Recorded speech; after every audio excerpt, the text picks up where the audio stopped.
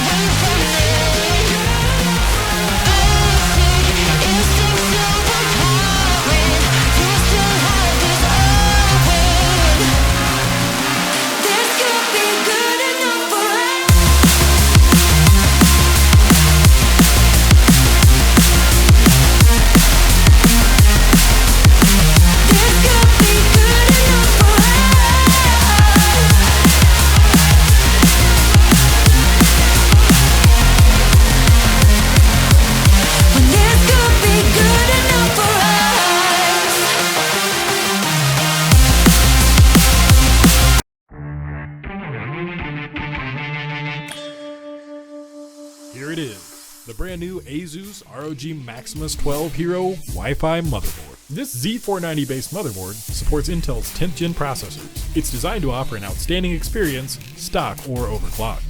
The advanced VRM features an impressive 16 power stages to ensure more than enough power under heavy loads. This hero not only looks cool, but stays cool by design. This new heatsink design is bigger, better, and cooler than previous models. A 3-zone VRM heatsink with a large heat pipe keeps the power circuitry cool.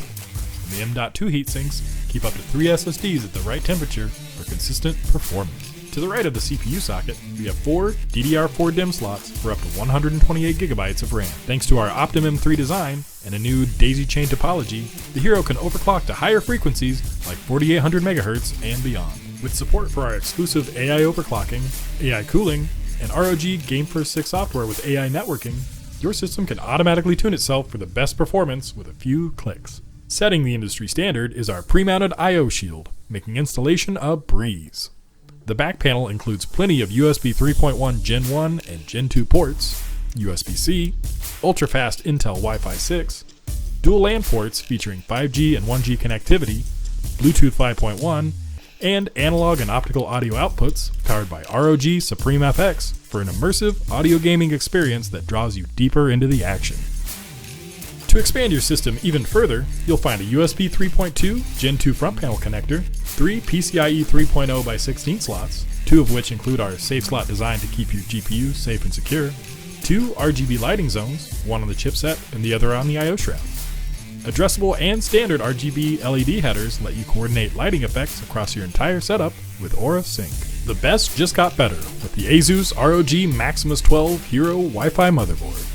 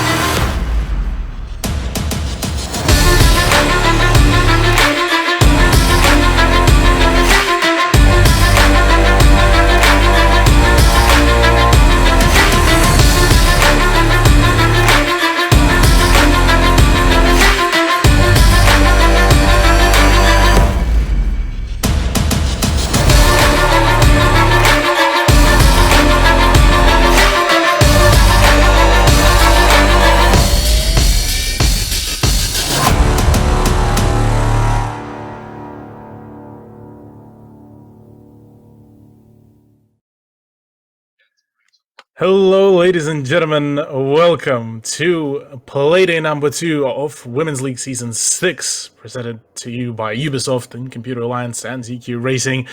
My name is the Russian Cthulhu. I am joined today by the wonderful Proto, as Blue Panda decided to, take a lap. Maybe he's starting to prep for yet another Bed Wars tournament. But look, Proto, we've had quite a interesting start to the first week. Do you reckon we're going to be seeing even further heaters from here on now? Yeah, I definitely think tonight we've got some pretty big games lined up. It's going to be very spicy, especially after the, amazing styles of play that we saw in the first weeks with the interesting roster swaps, new teams, all things interesting. So I'm very, very excited. And I definitely think tonight is going to be a large amount of heat coming to the play screen. Absolutely. Look, before we get into all the nitty-gritty stuff, though, we'll quickly give you all a quick rundown of how things work around here in case you are new. So for league format, we're essentially going through the regular season with the best of ones throughout the group stage, and we do have wonderful 8 teams that we'll touch up on just in a moment. And then once we get to the playoff semifinals, played in a best of 3 style, and same goes for the finals as well, and the third place playoffs as well. So plenty of time to prepare, plenty of time to prep your map pool. And look, I think this season honestly has one of the most competitive set of gamers throughout majority of the seasons that we've seen in Women's League. Even the competitive set of gamers, Cthulhu as well. We've seen now some very big named teams come on in, and I mean that just ups the level completely of the whole playstyle. I mean, as you said, these teams are going to be working their way through. They're going to be making their plays finite, and they're going to be looking for one of those 2 finals spots at the end of the season. Absolutely. Well, let's familiarize ourselves with the teams that did join us for season 6. That is going to be over Grumpy Grapes, Volpes Gaming, Viking Army Warriors joining us, Radical Rebels, Forsaken Boba or F5, and Fallen Angels. So quite a fair few familiar names and some familiar orgs coming in for the play, and honestly, quite excited to have them all here. Yeah, a few from across the borders, obviously, Overt, OCN, the Warriors, and F5s from OCL themselves. So, and obviously all the friendly names that we know, Grumpy Grapes, etc., etc. One of the new Volpes coming into the league as well. So, as I said, very, very big names coming in across the board. And honestly, it is an amazing set of teams to see. And I'm very excited, Cthulhu, for tonight's games. Absolutely. Well, there's even more reasons and ways to be excited even for the players, because there is quite the prize pool as well and some more things prepped up here. As a matter of fact, well, we are battling it all out for a $3,000 prize pool that will be coming up just on your screens in a moment. Ubisoft Australia, shout out to them for providing that. Champions will be running away with half of that prize pool. That is $1,500 reduce. Runners up with $1,000, and then third place $500. So plenty of incentive to just do your best, play to your heart's content, and just smash out the competition. But this is not all. We do have wonderful friends over at ZQ Racing also popping over for some absolute PogChamp play. And, well, for the conclusion of this season as well, we will be crowning the MVP, who will be receiving a ZQ Racing chair as well. And as we all know, a better chair, well, gives you a better aim. Ain't that right, Proto? 100%. +5 on the aim stats any day of the week, even with just the chair. I mean, you don't even need anything else. You add a sleeve to the mix, that's already +7. I mean, some of these girls have to be gaming with a chair like that. It is definitely something you want to try and put the work in to get in your office. Absolutely. Well, speaking of gaming, let's have a look at the previous week's standings to get ourselves familiarized with how things really work out, because we've seen a few quite one-sided matches, to say the very least. Overt Warriors and Volpes, as well as Forsaken Boba, came out with a bunch of dubs for themselves. Overt and Warriors, obviously, just pretty much blasting through 7-0, and honestly, that's a very, very solid start for them. Grumpy Grapes, Radical Rebels, and Viking Army with Fallen Angels unfortunately suffered a bunch of losses, but I think it's just the first week was predominantly just there to set the bar here for us. Yeah, first week definitely does set the pace, Cthulhu. I mean, especially we've already seen that Overt and Warriors are coming up early with the big numbers, a 7-round difference already. But on the contrary to that, at the bottom, we also see a 7-round loss deficit to VA and Fallen Angels, unfortunately. But it is first week. This is week 2, and this is where things are going to start to even out, Cthulhu, because teams now can start playing for a few more points, try and even out their scores, and try and take one of those top 4 spots. Do you think maybe Forsaken Boba lose 4th place tonight, possibly? Oh, look, there's definitely a chance for that. Definitely, there are going to be some big clashes today. Honestly, Forsaken Boba did show us actually a pretty solid game overall, albeit not the best round difference that they would have probably wanted going into the end of week 1, but regardless. As a matter of fact, let's have a look at our week schedule to get ourselves familiarized as to who is playing against who and what kind of upsets we may be seeing. First up, tonight on stream, we are going to be seeing Overt battle it out against Forsaken Boba, so the first place versus the 4th place. Fallen Angels versus Radical Rebels off stream, and Volpes Gaming and Viking Army also going to be unfortunately off stream. And then, to wrap it all up, Grumpy Grapes versus Warriors. So far, look, Grumpy Grapes unfortunately didn't have the best showing in week 1. Against Warriors, it's still going to be quite a tall order, but I would imagine that at least now there's going to be some prep being put into both of the rosters. Yeah, teams have had a week now to go away. They've reviewed what they could from the first week. I'm assuming hopefully have made some changes, possibly introduced some new strategies. So I'm definitely expecting some big games here. Even the ones off stream are going to be interesting to go back and hear the scores of. But all the same, Cthulhu, the games on the mainstream tonight, Over versus Forsaken Boba, Grumpy Grapes versus Warriors, is definitely going to be a set of bangers. Absolutely, yeah, look. Quite keen to see what could that bring over to us, but look, why don't we jump straight into our matchup and get into all the nitty-gritty stuff and all the juicy bits, because look, over at Forsaken Boba, like we alluded to before, 1st place versus 4th place, promising to, well, by the conclusion of it, be an upset for either one of the teams, because both of them did quite a strong showing, but over at the newly refreshed roster, certainly looking very promising. Yeah, some pretty big changes coming in for the Overt roster. We will have a look momentarily. But recently picked up by Overt, a bit of a mismatch of rosters from previous seasons, all coming together to culminate now what is at the moment the top team in the Women's League, and we are having it up right now. Beans, Qatari, Psycho, Triceratops, and Baki. Now, obviously, we already know Qatari used to be a member of the original Elevate, has won multiple Women's League seasons. So, I mean, already with just Qatari on the team, these girls definitely have some potential. Absolutely, and on top of that as well, we do have quite a fair bit of support staff there as well. Ravenna and Faith Saver as the subs for the team, so in case some things do go wrong for the core team, there's always the backup. And on top of that, Chilled and Face Cream joining that team as the coaches, so plenty of competitive experience, plenty of ways of just how to lift the spirits of the team back up. So overall, a very well-rounded roster. Against them, though, tonight, Forsaken Boba, the team that also shown us some very promising strides. We'll get to see them in a moment. The team that managed to not have as dominating performance as Over did with the 7-0, but regardless, still a quite solid play. And then just in a few moments, we'll get to see that roster.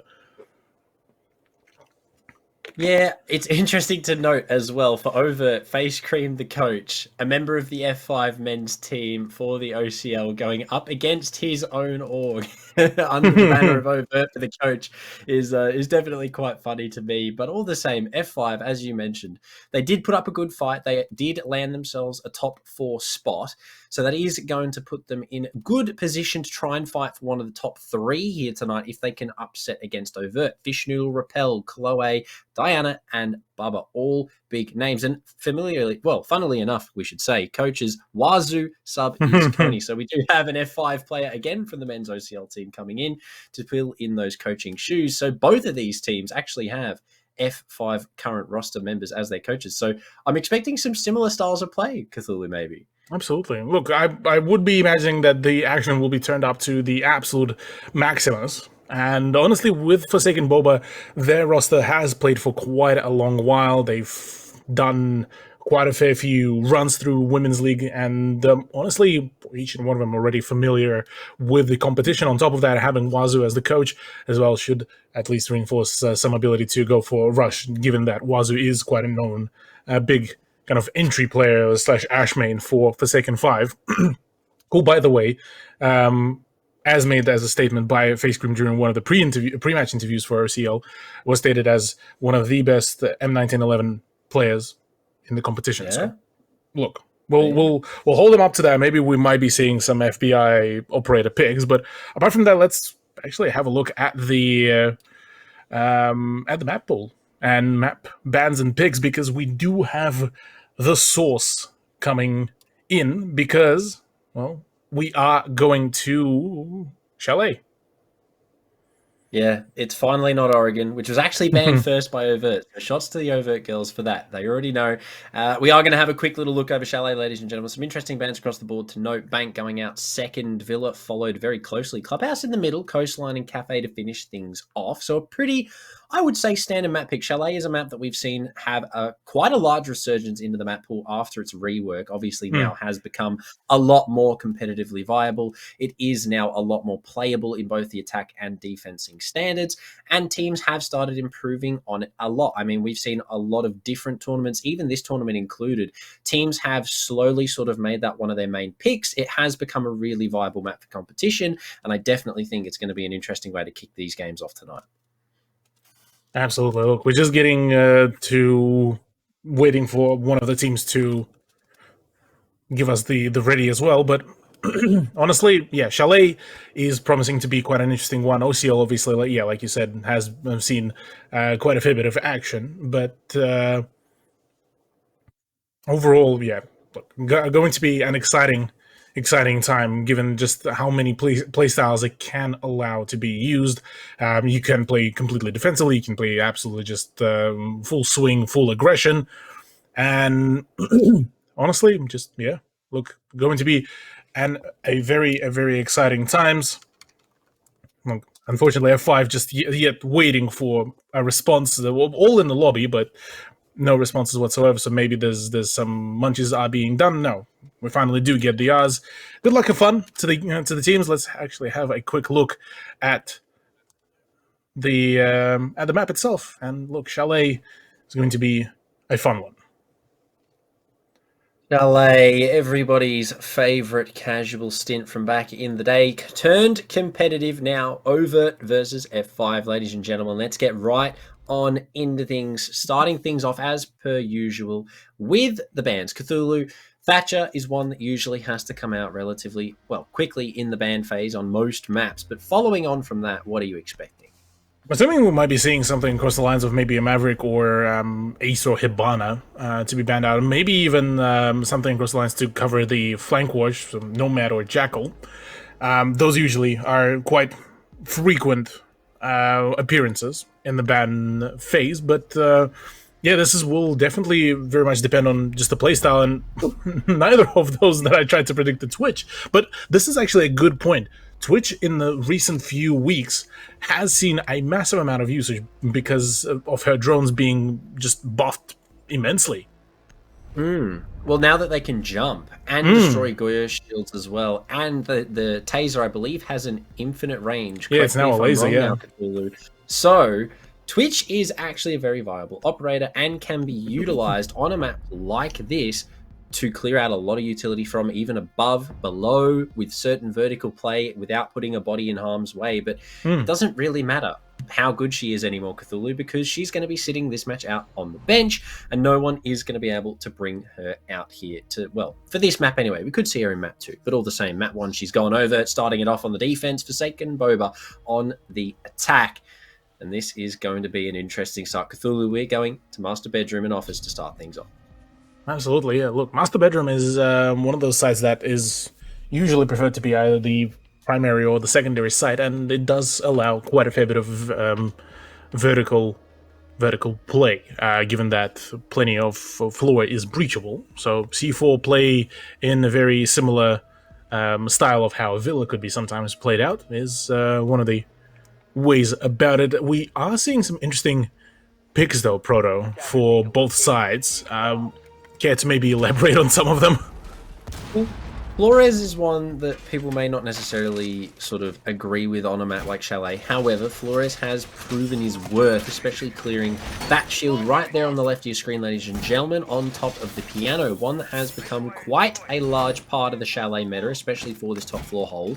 And Flores does a really good job bringing his own bit of kit and clearing that thing out. But on the side of the defense, we do see an Echo implemented as well as a Legion. Two denial operators, both passive at the moment, still, when put together, can cause quite a bit of issue, even if Legion mines are only placed in the site, plant positions, flanks, etc., etc. The defense are going to have a little bit more information. So the operator lineups from both of these teams is very interesting, especially with the Echo Flores, but still, I reckon, quite utilizable by both of the sides. Absolutely, I couldn't agree more. Honestly, Flores could certainly bring in just the right amount of chaos and just shut down whatever the positions are, purely as well for the fact that Overt didn't really bring in any kind of way of denying the drones. No mute, no mozzie, so free real estate, honestly, for Diana here. Even as well of note, the Solarium double wall not actually reinforced at all by Overt, choosing to leave it completely soft, but I guess we'll see how that goes for him. Now Repel supported by one. However, Fish Noodle off screen is going to find Katari to start things off. So that is one of your big fraggers taken off the board, as well as Wamai. So no more magnets to be thrown out. But now this gives the attackers control of Kitchen. They can open up the wall from below. They can force the bandit away without having to use Diana's Rotiro drones just yet. So this is going to be a good start for Forsaken Boba. Absolutely. With the fact as well that Wumai had been buffed up quite substantially previously, it's definitely quite unfortunate that no more of those positions will be used up, or Repel just nearly missing out on the position of Jaeger, and which is Bucky, could right now be that big thorn in the side, because literally the explosions are everywhere but on Bucky. Completely blind as Repel goes to work on the floor below her. Finally might be able to clear out. Nope, Fish Noodle's going to be there for the double. She will pick up her second on the back end. That is now solar control for F5. Now, going to get the track as well. Diana on the cross, the double windows. Also going to find Sarah. Very quick 2v5 here for Forsaken Boba, but not completely over for Overt. They still have an Echo on the board, reposition from Psycho. We'll be able to move this drone around to try and deny this plant, but it could be the end as F5 start to get the bomb down.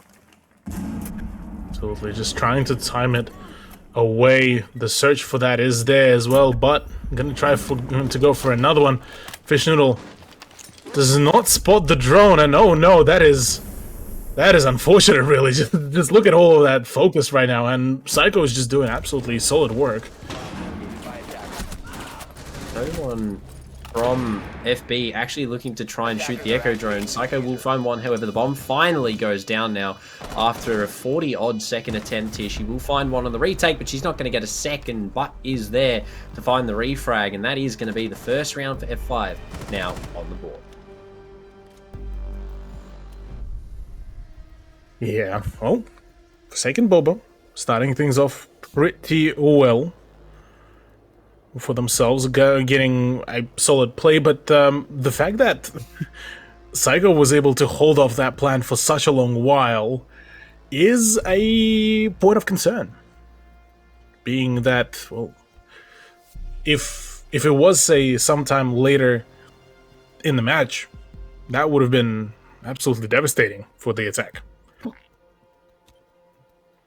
Now we've actually seen that Overt can use Psycho's utility very, very well, and compare that with the other operators. Could have possibly seen a smoke here, but a Malusi from Beans could definitely be something interesting here for Overt. Now, again, for Forsaken Boba, keeping the same attacking lineup, no introduction of an IQ. Now, something that we didn't see in the last round was no one was trying to actively deny these Echo drones. Now, keep in mind, they're no longer invisible when on the roof engaged in Echo drone mode.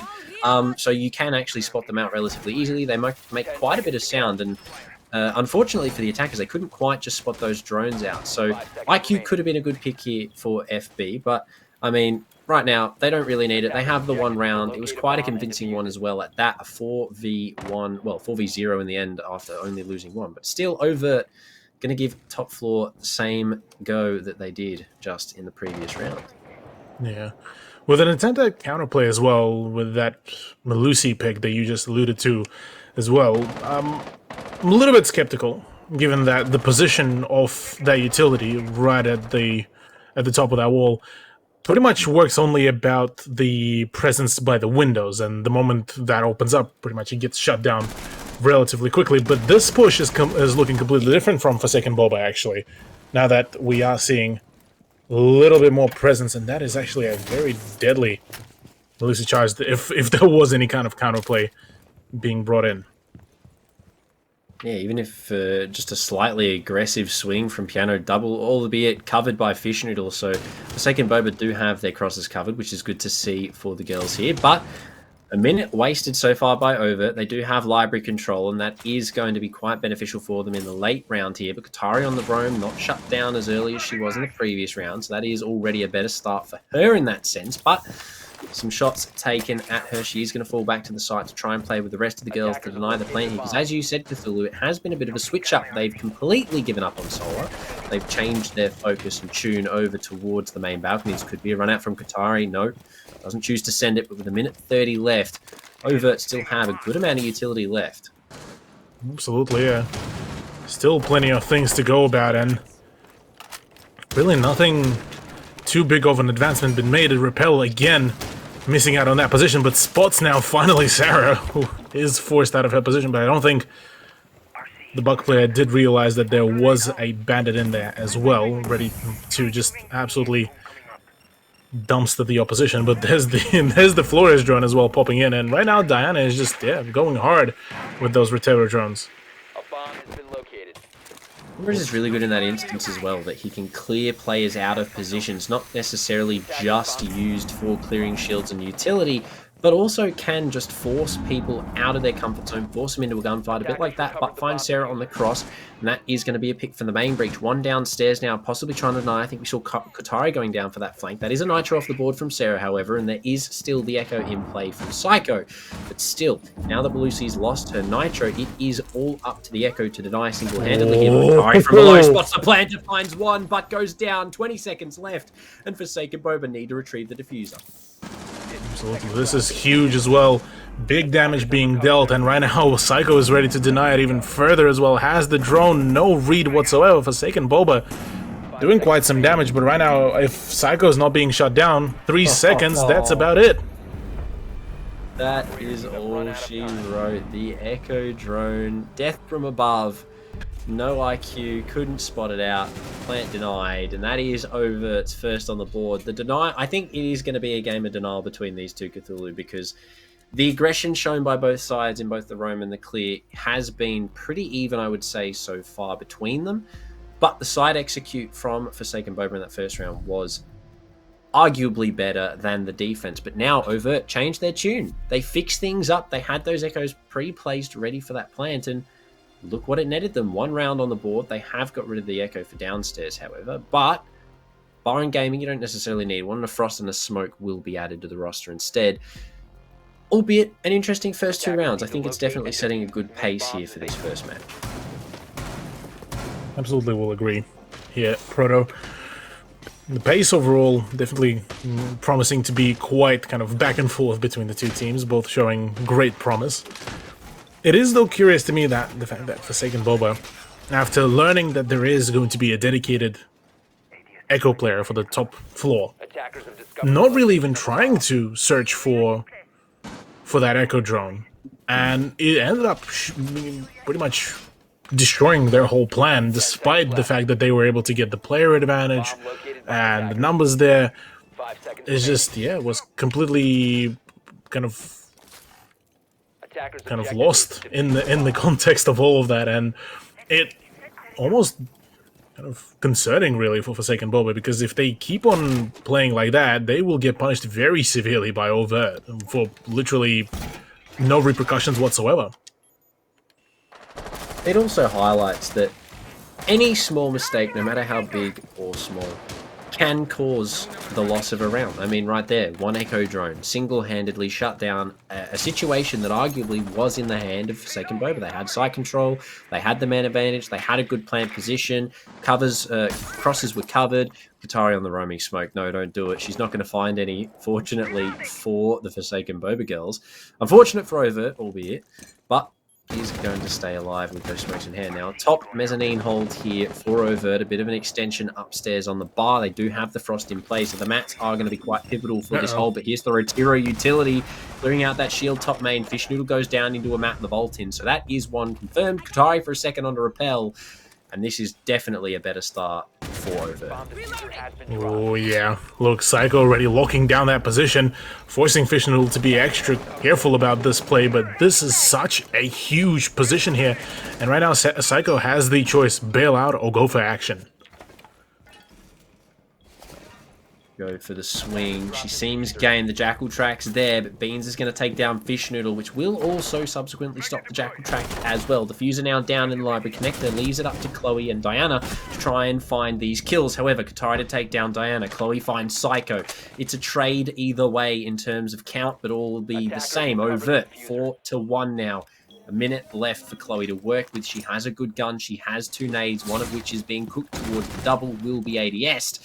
She has the diffuser, but does she have the ability to find the remaining 4 for the ace? Yeah, it's probably going to be the big whole question mark of really having so many players to deal with, so little HP. It's not looking particularly good, and funnily enough, Overt, look, apart from Qatari, they're all just sitting pretty. They're just waiting for the push to happen. This opens up the opportunity for Forsaken Boba, obviously, to talk about what really happened and what needs to be done, but apart from that, look, just exercising caution, exercising patience here, all that really Overt need in here. They don't need to over-aggress. They don't need to do anything out of the norm. And just waiting essentially for Chloe to make her own mistake here.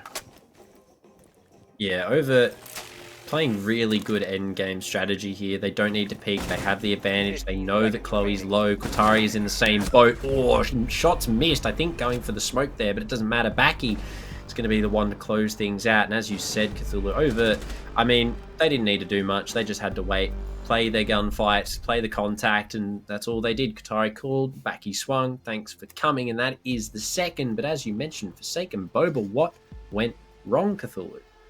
Far too many things, really.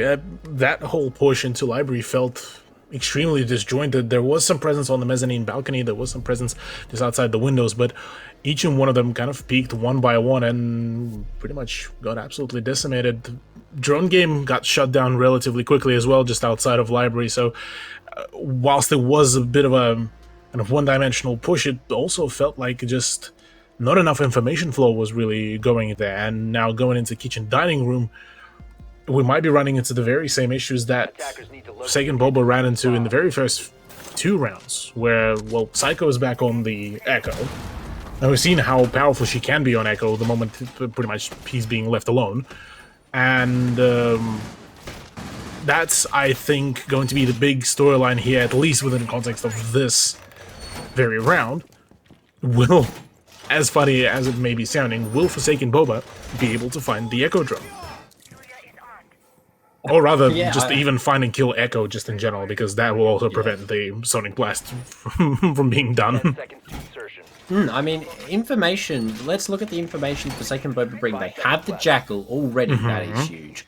They have the Rotiro drones of Diana, which ultimately means she has 6 independent drones that she can use in a round for information, even if she doesn't use them to blow up. 2 drones on everybody else, and we have the Yana replicated clone here for Chloe as well. There really shouldn't be a way that Forsaken Boba don't find Psycho's positioning here and clear her out, because it has become such a big issue for them in the previous rounds. In fact, actually cost them a round, to the point where if they aren't killing this Echo and they're not bringing the IQ, what's going wrong for them? And it is just finding that Echo. So it is going to be they're going to have to focus on it. Qatari takes a lot of damage early on from an entry from Repel here. Very quick ground for Forsaken Boba, but can they make it work, Cthulhu? Can they use this ground? Look, that is going to be definitely the biggest question, I would imagine, given that so far I have to say, Fish Noodle's pick of Jackal hasn't really paid any dividends. Yes, there were a few pings and tracks, but we haven't really seen a big collapse off the back of those scans. So it feels more so like a comfort pick for Fish Noodle, which so far obviously did gain her 2 kills, but really in the general scheme of things, it didn't really bring a whole lot. We do already see at least some presence up above, so maybe this round will go differently, but the fact that there's no sledge, no buck for Repel means very limited breaching utility, but as if she ever cares about it. Doesn't matter. Sophia LMG, 150 bullets in a dream, Cthulhu. It's all you need at the end of the day. Now, I have the information on this shield. I believe that is what Repel is trying to clear out right now. Psycho playing close, MP5 in hand. Definitely has the gun to clear out any close range engagements here. But now opening up the kitchen wall, that's going to force her to run back towards dining, where she will be met by Baki and the smoke, I believe, did just drop downstairs. A bit of a explosion there from the Rotira. Has made the way up West Main. Kotari looking to try and hold this cross here from inside of the trophy room. Shots through the wall, can't quite find any damage, but takes a little back. He trades on back. 50 seconds, though. It is going to have to be a push into the side.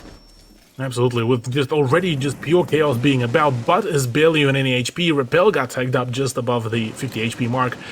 Cortari is left with a few damage points, and oh, that's a lot of damage onto Bucky as well, spotted out by her elbow.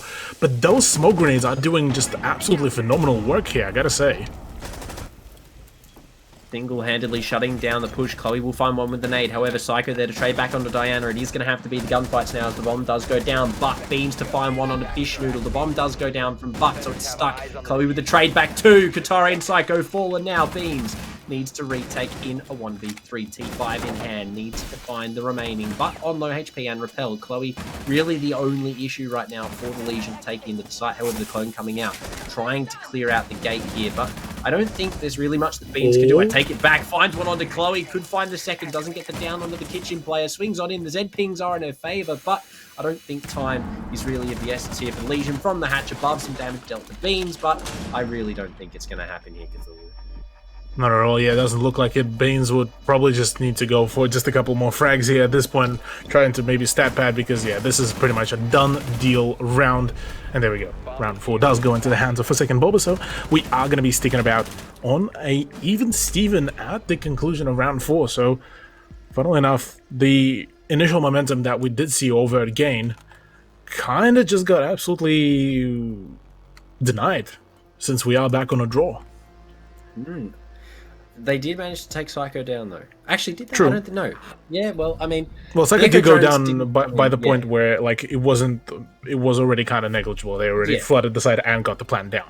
Yeah, so a lot better in terms of the execute there from Forsaken Boba. I mean, they had the manpower and kitchen to really just clear it out. I mean, we saw the trades. A huge entry from Chloe on the Yana, finds 2, I believe, 3 in the end, but all the same... That was a lot better of a round from them. No IQ needed, still managed to take out the utility, but that being said, Over now have played enough rounds where they can return back to the top floor, which they are yet to fail on. They did manage, well, they did manage to shut it down with the Echo drone, and they did lose it first, but still fail as in the denial.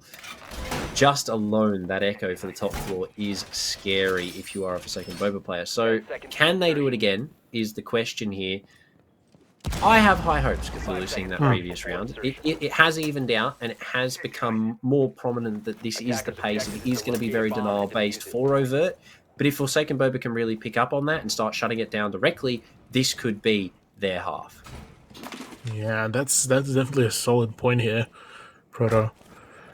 The other thing is, it seems like Forsaken Boba just decided to go for the whole Echo counterplay on a completely different road. Instead of trying to shut down the utility, they just trying to generate just enough momentum and enough chaos to essentially not give the confidence and the comfort zone for Psycho to essentially get on her drones and forcing her to completely keep on the move. Eliminating a whole lot of cover definitely served just the right way, and if she can be flushed out of her positions and be kept on the move, that's probably going to be the big play, because despite the information flow, look, it didn't really help overt in that last round with even the sheer amount of information that could have been given. So wouldn't put it past that this is kind of the game plan here, which honestly I don't mind seeing, but with Cortari just being this sharp, that's huge. That's a good start.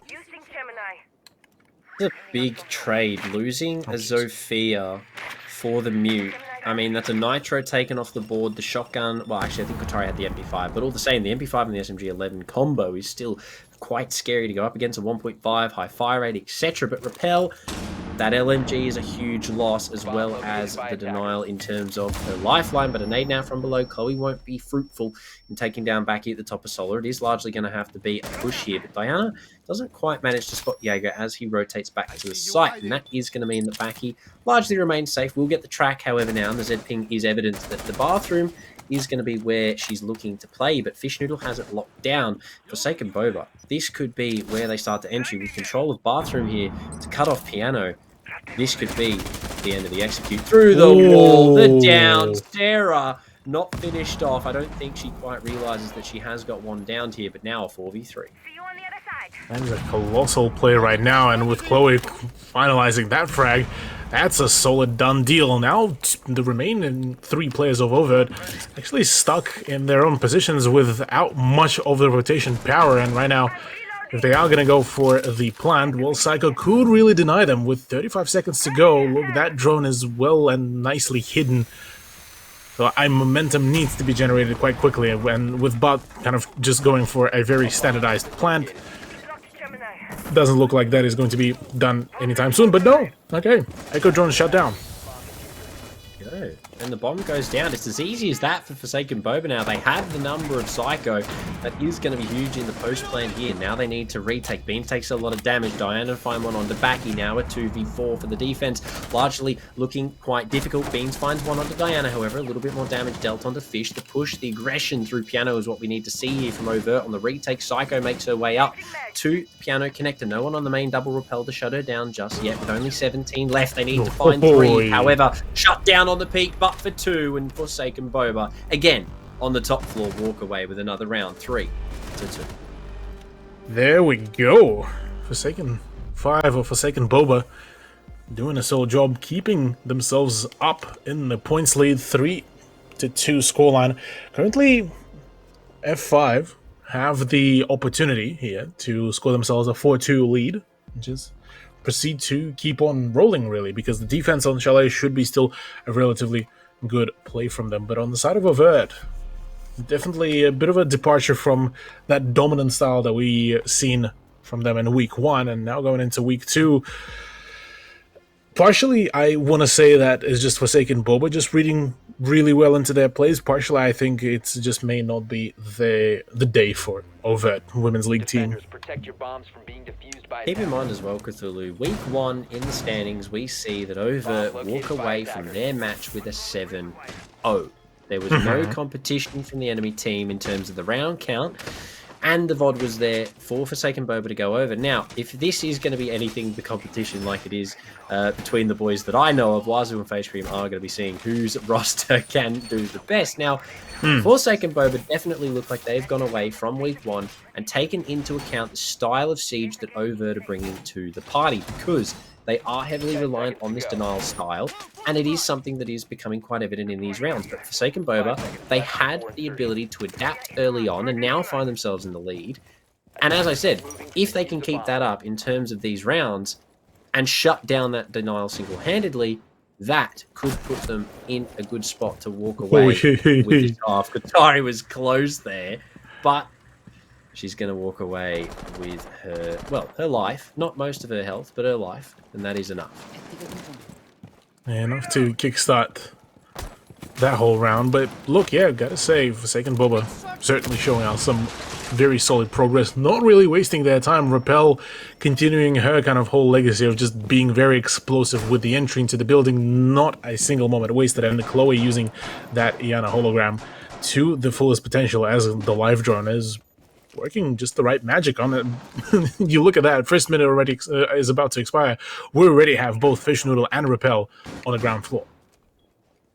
Yeah, this is super efficient from Forsaken Boba in terms of the roam clear. I mean, Well, you could also chalk that up to the fact that Overhead aren't necessarily roaming towards the north side of the map at all. They are more focused on the top of blue, mezzanine, etc., etc. We did see it in the previous round that this was the attempt that they made, but look at that. Rotiro perfectly placed. That's top blue cleared out at all without a flashbang thrown from the side of Forsaken Boba, and that is a position that we see largely struggle to be cleared in a lot of other competitions, so I will say Forsaken Boba have just upped their game a little bit there and kind of flexed on a lot of people clearing that shield that quickly. Yeah, the other cool thing as well that we were able to witness is the fact that because of that shield now completely gone, Psycho's position became borderline redundant, so instantly dropped down, so pretty much the whole of top floor completely cleared out with still a minute and 17 seconds to go, so very nicely done by the F5 roster, making sure that they do their old due diligence. But now comes the hard part. Yes, they cleared out the whole floor, but can they now make the entry into the actual site? Because there's quite a fair bit of defensive utility being placed around, and Overt looking like they are quite ready and keen to take some of those gunfights. Some pretty good post-plant positions here. Qatari inside of the shoe closet with the smoke FMG on the long angles could single-handedly hold down that bottom blue stairs all the same, possibly now to be paired up by Psycho, who is going to play the lower half of blue.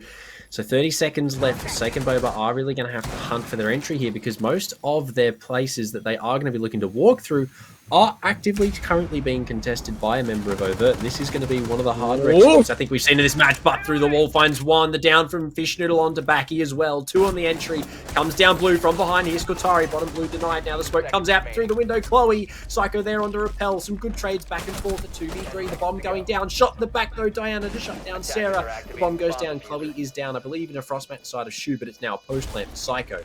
She needs to find two. Absolutely, yeah. With Chloe down, the only thing she can do is call out if anyone tries to hide around, but oh, this is... Oh, but... Last player standing, technically a 1v1, could play for vertical here.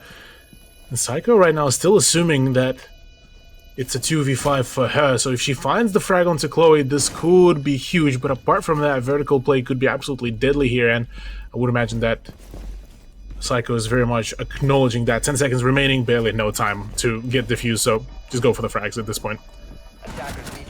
Be a KD player, that's what Butt's doing, and she's going to find it. There you are, Forsaken Boba on the half. They shut the information game down. They turned it into the intimidation game. Let's play the gunfights, let's play the raw gun skill. And at the end of the day, when they don't have that echo on the drone, when they could manage to shut down Qatari inside of the shoe closet, they had all of the ability in the world to get that kit down and get that round on the board. I mean, the entry was pretty much flawless. A double big entry from the Habana, followed up by obviously the cover from Chloe. It really did just fall into place for them there, Cthulhu, and I definitely think that is a deserving scoreline for the half, 4-2 to F5. Absolutely, including the fact that this was all done on the attack. Usually, especially in Women's League, we are so kind of accustomed to not a whole lot of teams being able to flex the ability to come out with the dominant scoreline on the attack. And especially in that kind of matchup where Avert kind of were looking as the giants within this competition. Now against Forsaken Boba, the tables have turned, and now it's F5 that are just coming out completely dominant. But now comes my question here, really. Is it that Forsaken 5 or Forsaken Boba who are just very proficient in their attack game? Or is it just Chalet for Women's League is going to be very attacker-sided, and it's the defense that is going to be the big hurdle to overcome?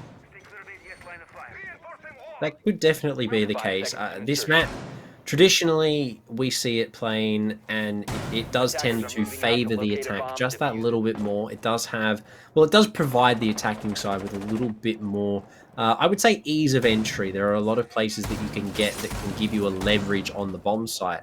But Forsaken Boba could have taken a page out of Kraken's book, and maybe they've made Chalet their own map. But all the same, I mean, taking into consideration we've only seen 6 rounds so far, and this is now the second half, I definitely think the playstyle from their attack is going to transfer to the defense here, because the setup from them as well is definitely looking like it could cause issues just in the operator pick. Yeah.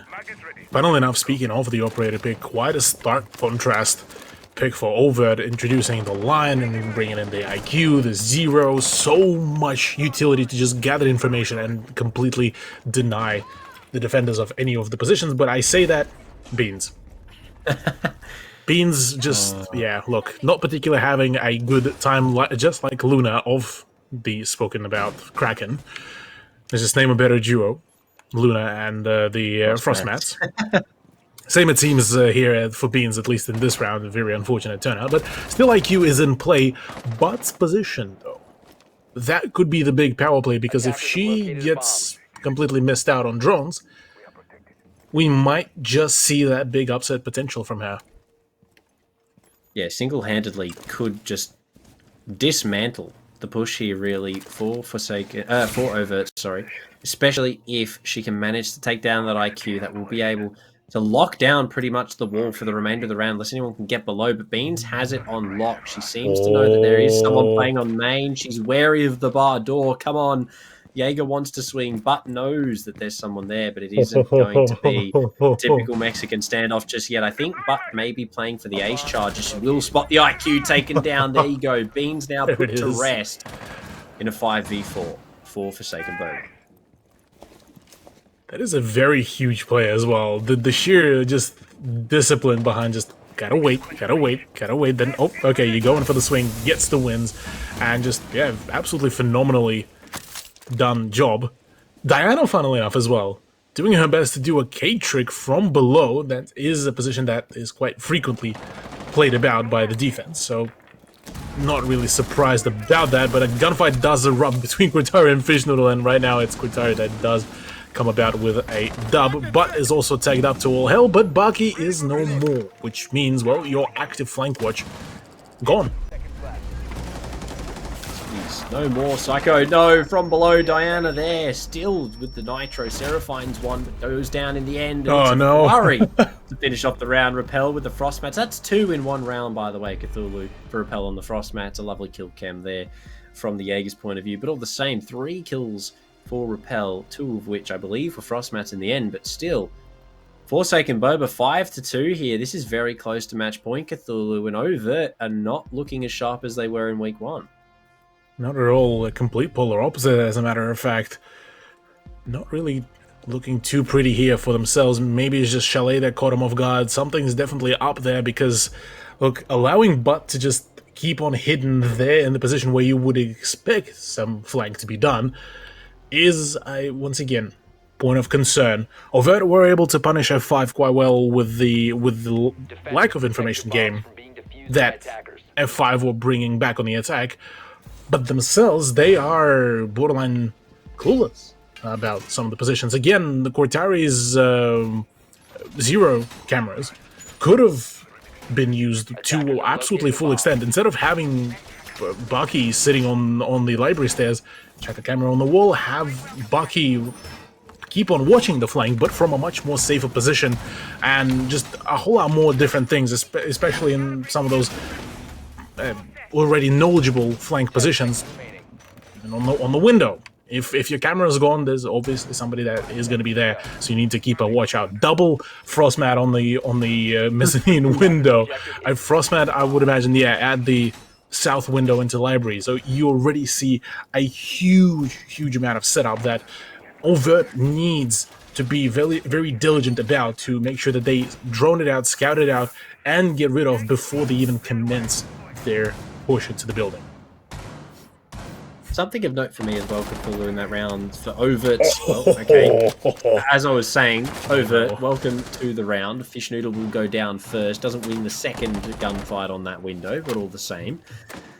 That is going to be your my again, very early on taken down. But as I was saying, sorry, Overt, the knowledge from them in terms of their drone usage, Cthulhu. We saw Diana downstairs that last round, uncontested, no utility, no reinforcements, just sitting down inside of the dining room. There was a wall reinforced like into the fireplace, but yeah, into the fireplace. I see your that point. Was yeah. it. Yeah, that was it. There was no ADSs, there was no support roamer, there was nothing, and that really sort of just ended it for Overt. But here, no, 2 drones, no one's flicking anything here, all the way deep. No shot. Qatari with the cams in hand. This could be bad. But's made her way. She spots two. She doesn't get one. Backie's waiting. Possibly heard. But still overt for 2 on the entry. This could be the round they need for 3. That could be a big game changer. The fact that Baki finally done her own due diligence there and just waited for that push to happen. Now that they kind of learned into that whole, I suppose, pace and momentum, they don't played it perfectly well. Yeah, getting rid of Fish Noodle as well, who got maybe a little bit too cheeky on those swings from the window, opened up a vast area for just possibilities. And right now, Diana, if she gets naded, that's it. Game over. Well, I mean, look at this. Wamai already dead, yeah. Uh-oh. No more Wamai magnets either, so Diana needs to bail out. Oh, never mind. Cole spoke too soon, but quite a fair bit of action is upon her. Off the position to hold. She has the shield. Nitro in hand. Could send it deep. Indeed, she will. It's not going to be fruitful. The line will vault in. She's not going to get him, though. Qatari in a frost mat, however, it's not going to be great for her legs, albeit possibly will be able to be picked up, and that will return it back to a 5v2. Beans takes a lot of damage as well, but the drop cut off by the Ash. Chloe finds one on the back. He would now 5-4. She needs to ace if she wants to find this round for her team. But come on, match point will spot the head of Psycho, puts the diffuser down as well. 20 seconds. All of the overt girls left on low HP. She does have the drop covered by the mirror. Qatari walks into the bar, gives her position away. Only 12 seconds left. It is a swing from behind, though, for Sarah. Put her down finally and end her tirade. And overt answer back with the round of their own. There we go. When we just were about to call overt being heavily down bad, they finally managed to come back here. Still not out of this yet, far from it, as a matter of fact. A 2-round differential is still upon them. And we are going to be going into Wine Cellar and Snowmobile Garage, the site that initially, when Chalet was just reworked, been considered as kind of like the big one, like to look upon. But ever since then, with the meta changing all around the area, it kind of became borderline like a meme pick / like a tertiary site. Yeah, it has become an interesting bomb site. It's one that we don't really see because it is very easily opened up by the attacks from multiple angles. Obviously, we now have the introduction of the double wall in the backside of Wine Cellar. We now have the main wall, a bit of a shift around in the front side of the site. But I think the back site now being open, well, having the ability to be opened up from 2 angles as opposed to 1 in the old Wine Cellar setup, it does provide the attack with a lot more angles and a lot more options in terms of trying to plant downstairs, even just entry from trench side, which really hinders it for the defense. But if Forsaken Boba think they can do it, they do have the momentum built up already, and the roam game paired with that we've seen so far from their players, could definitely net them around here downstairs if Overt aren't careful and aren't using their information as good as we have seen from Forsaken Boba in the previous rounds. It's a very good point. As well as that, my main point of concern here is the fact that there's only a singular mute to essentially deny or slow down rather the breach, and quite a huge role here being put onto Repel and the rest of the team, because they essentially, I'm assuming, are banking to play for the post-breach kind of scenario. Funnily enough, not a single person around the Snowmobile Garage wall, which is usually kind of, at least in rank, the big point of contention. In here, though, entry in through the, oh boy, in through the trophy room, and already positioned by Diana, who took some damage, taking even more damage, can't really wrap it up right now. It's so much just gunfights, but neither of the parties are winning.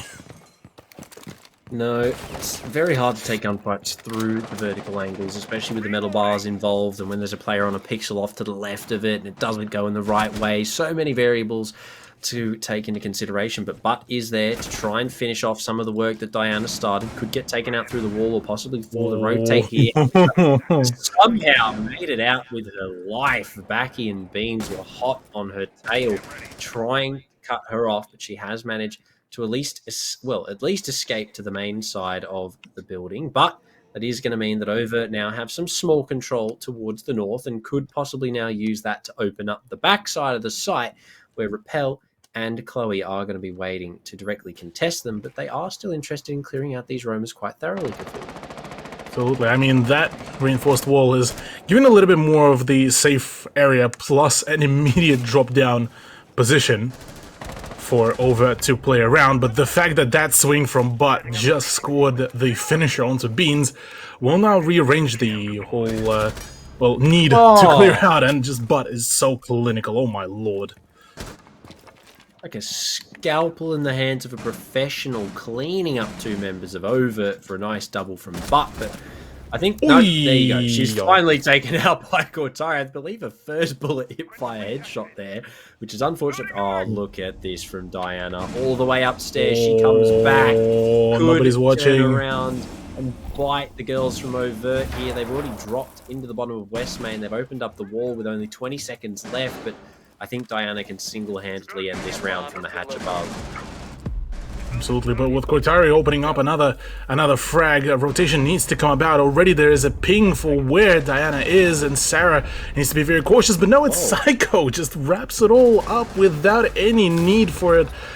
What in the ever-living hell just happened there with Forsaken 5?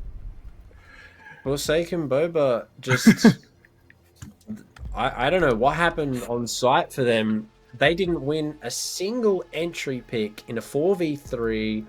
Possibly a bit of an issue there in terms of how quick the Roma came back. Obviously, we did see Diana there go for a bit of a flank, but I think it was just slightly too late in terms of that. I mean, we obviously saw her have that position for quite a while, a significant amount of time. She knew that they were there. She didn't have the ability to push on through. She didn't have the direct information. She did have to wait for the push into the site. But acting on the push into the site, I think, was what let down F5 there, because they were in way too quickly. The roam just wasn't there from that hatch. And even then, you can't really say that it is the roamer's fault specifically in that situation, because Ace on the AK-12 there really just sort of snapped on up to the left, cleaned up the hatch presence, and was like, yeah, okay, site's mine, thanks for coming, and we're going to take the round as well while we're at it. And now it's 4-5, and F5, as you said, that downstairs meme site kind of didn't pay off for them. Yeah, look, it definitely was. It felt a little bit of a mistime on the play there by Diana. And really, yeah, look, a bit of a misplay, a bit of a mistime push, and the fact that the ERC-7 didn't really cover the whole line scan pretty much meant that's it, GG.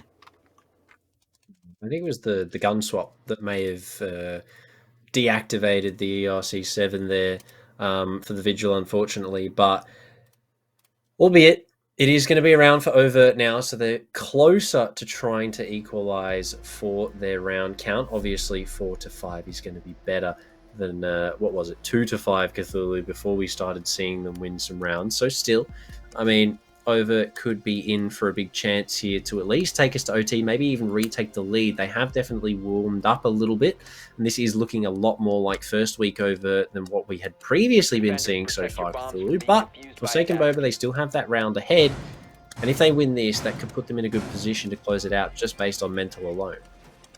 Absolutely, yeah. Sorry, apologies with the observing tools and peripherals are acting up a little bit. But yeah, honestly, I definitely think that right now with the momentum that has been gained, majorly from Overt, and off the mental, like you said, that could be big play. Ultimately, for now, still though, for Forsaken Boba, they still have a point advantage, so they still technically got a room for error, but that room is slowly and very... Sorry, not slowly, very rapidly, rather, diminishing, and maybe a problem later on. But finally, with Cortari busting out the dad jokes, we are finally back in play. So that's essentially the sign that Overt are back into their own shape, into their own form. Overt's mental can never be chalked with Cortari on the roster. I will say, Women's League not being on for so long and now only recently coming back, I have missed a good dad joke, Cortari, so thank you for rekindling the spirits here. But all the same, Overt's still down. Hopefully the spirits are rekindled from their side of the book as well, because, well, they're down around Cthulhu. They need to find one to equalise at least here against Forsaken Boba. Now, Forsaken Boba have had a bit of a better in terms of the defense here so far. They have closed out, well, they've been a lot closer to closing out some more of these close rounds, which has benefited them quite significantly, but still. They need to find, I think, this one to at least put themselves up 6-4 before we can really start talking about endgame here. Absolutely, yeah. There's still quite a fair bit of room for Over to make a comeback, for Forsaken 5 to have some of the hiccups.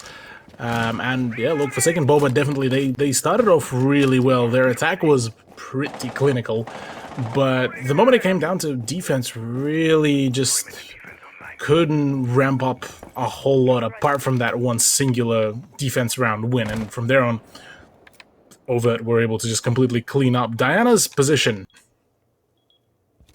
could be just absolutely bulldozed, but funnily enough, not a single Overt member decided to, you know what, let me check in kitchen. Let me go for a push, because this could actually throw a huge spanner in the works off Overt. I mean, we've seen very similar Roam in CL. We've seen very similar Roam in even Evo, even, you know, other competitive tournaments that we've seen. They have this kitchen position. They have the K downstairs. They have holes in the top of the wall. They can throw the nitros over to deny the plant. And for Overt here, the fact that we've seen not this once, but now twice from Forsaken Boba, this single-handedly, but okay, just got to walk up main and get a freebie onto Kotari, caught looking the wrong way. But again, now not clearing this position downstairs for Overt, now down a man as well, Kotari on the flank watch. That isn't the best. Baki does find at least the equalizer back onto Chloe, but 19 seconds, the nitro still in play downstairs, could be the end for Overt, but finds a second. It's going to be explosive. Oh no. Oh no, she doesn't get the chance of the ace. Repel steals it with the frost mat. What a shame for Butt. She worked so hard for that 4K and it was just yoinked by an inanimate object completely. There you go. That she bites and she scores. Exactly. But that was the roam that Forsaken Boba needed. That was what we needed to see from Diana in that previous round. And Butt took the reins, went for a jog, found 4 kills. That is how you put yourselves on match point. Yeah, look, but so far been one of the most crucial pieces of F5 for their success tonight. The roam on the defense by her has been absolutely sensational, and that swing, look, I had borderline no faith when she started to swing under the E1D effect, under the sheer line of fire of the LMG E.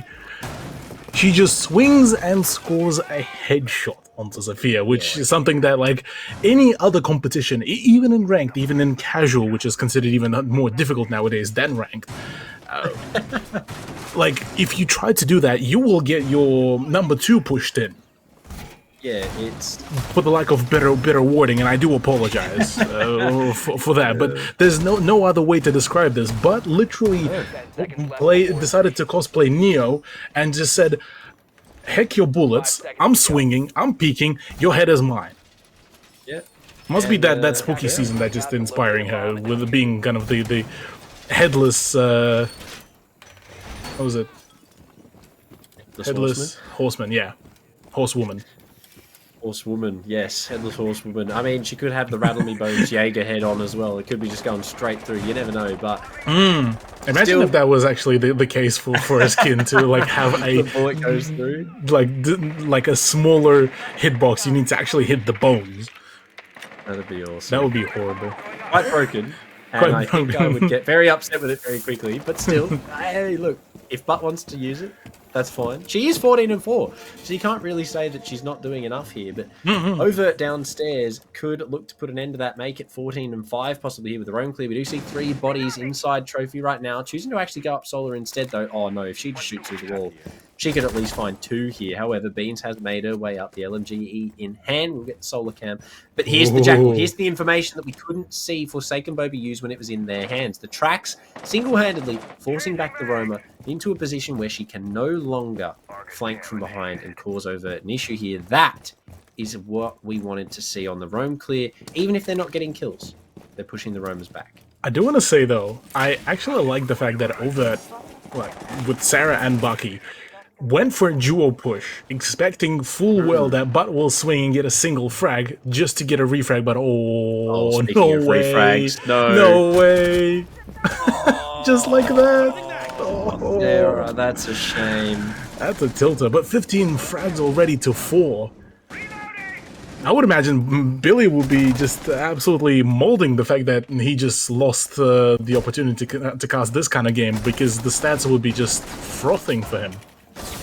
Yeah, he definitely would have a good time on the Excel spreadsheet after these couple of games, but duty called elsewhere and he had to go, unfortunately. But we are keeping his chair warm here in the XPE booth all the same, and keeping ourselves warm. Actually, some pretty cool merch. Shout out to that. Thank you very much for the t-shirts. But all the same, 50 seconds here for Overt. They have the piano control, struggling with the shield at the top of blue. Can they get the job done here, Cthulhu? Because this is match point. If they lose this, it's going to be game.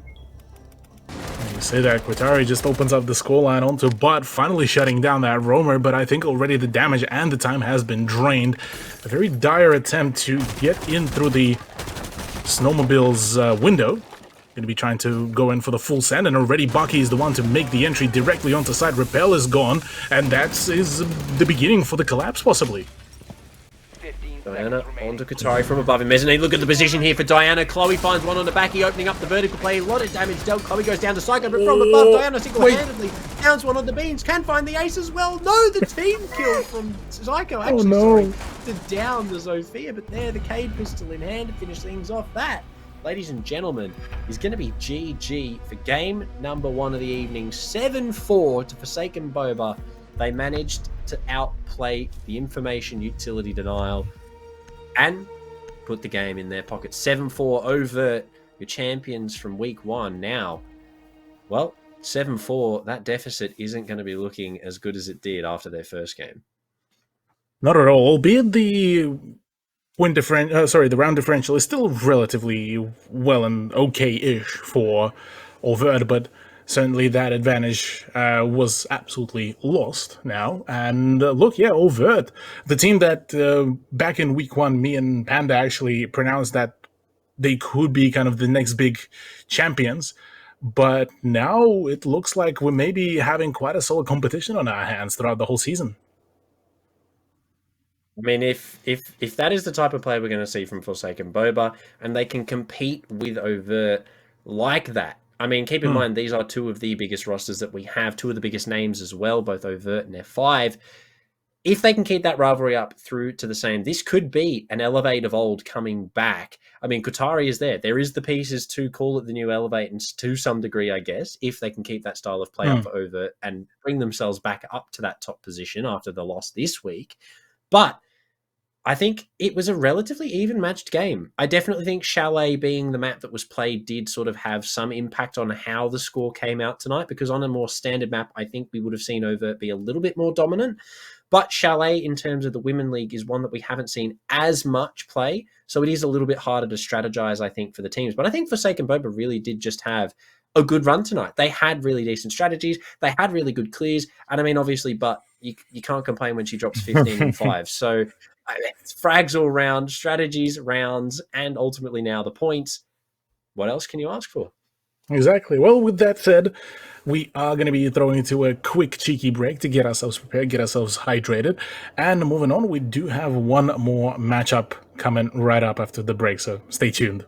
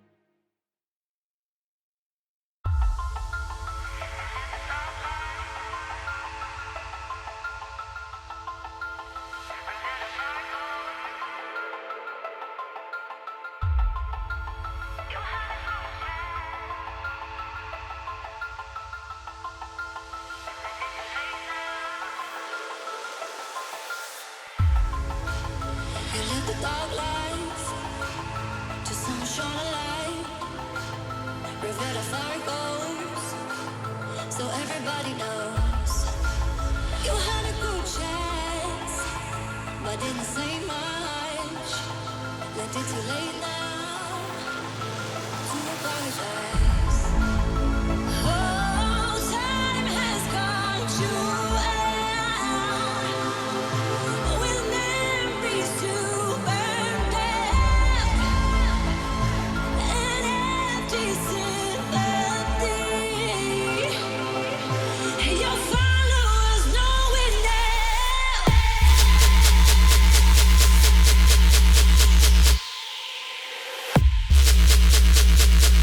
Your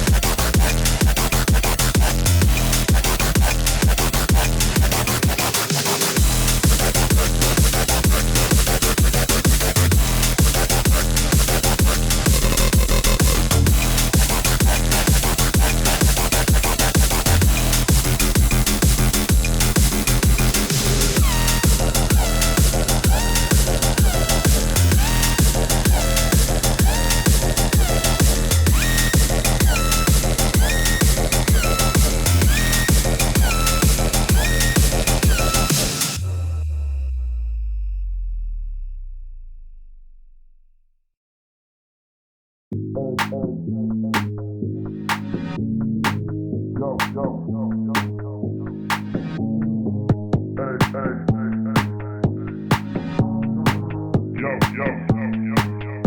your podcast to the great point.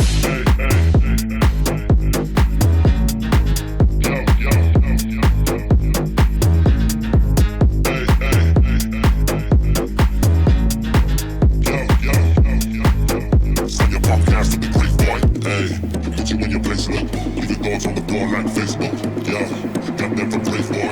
Send your podcast to the great point. Hey, put you in your place, look. Leave your thoughts on the floor like Facebook. Send your podcast to the great boy.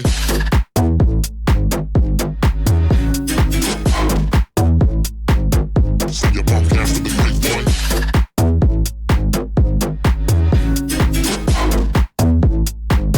Send your podcast to the great boy. Send your podcast to the great.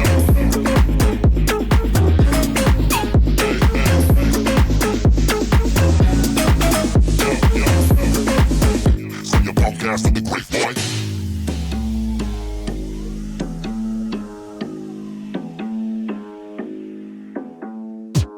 Hey, put you in your place, look. Leave your thoughts on the bar like Facebook. Yo, got that from great boy. Send your podcast to the great boy. Hey, put you in your place, look. Leave your thoughts on the bar like Facebook. Yo, got that from great boy. Send your podcast to the great boy. Great boy, great boy, great boy, great boy, great boy, great boy, great boy, great boy, great boy, great boy, great boy, great boy, great boy, great boy, great boy, great boy, send your podcast to the great boy.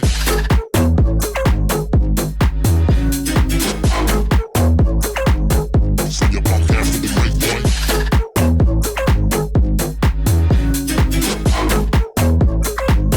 Send your podcast to the great boy.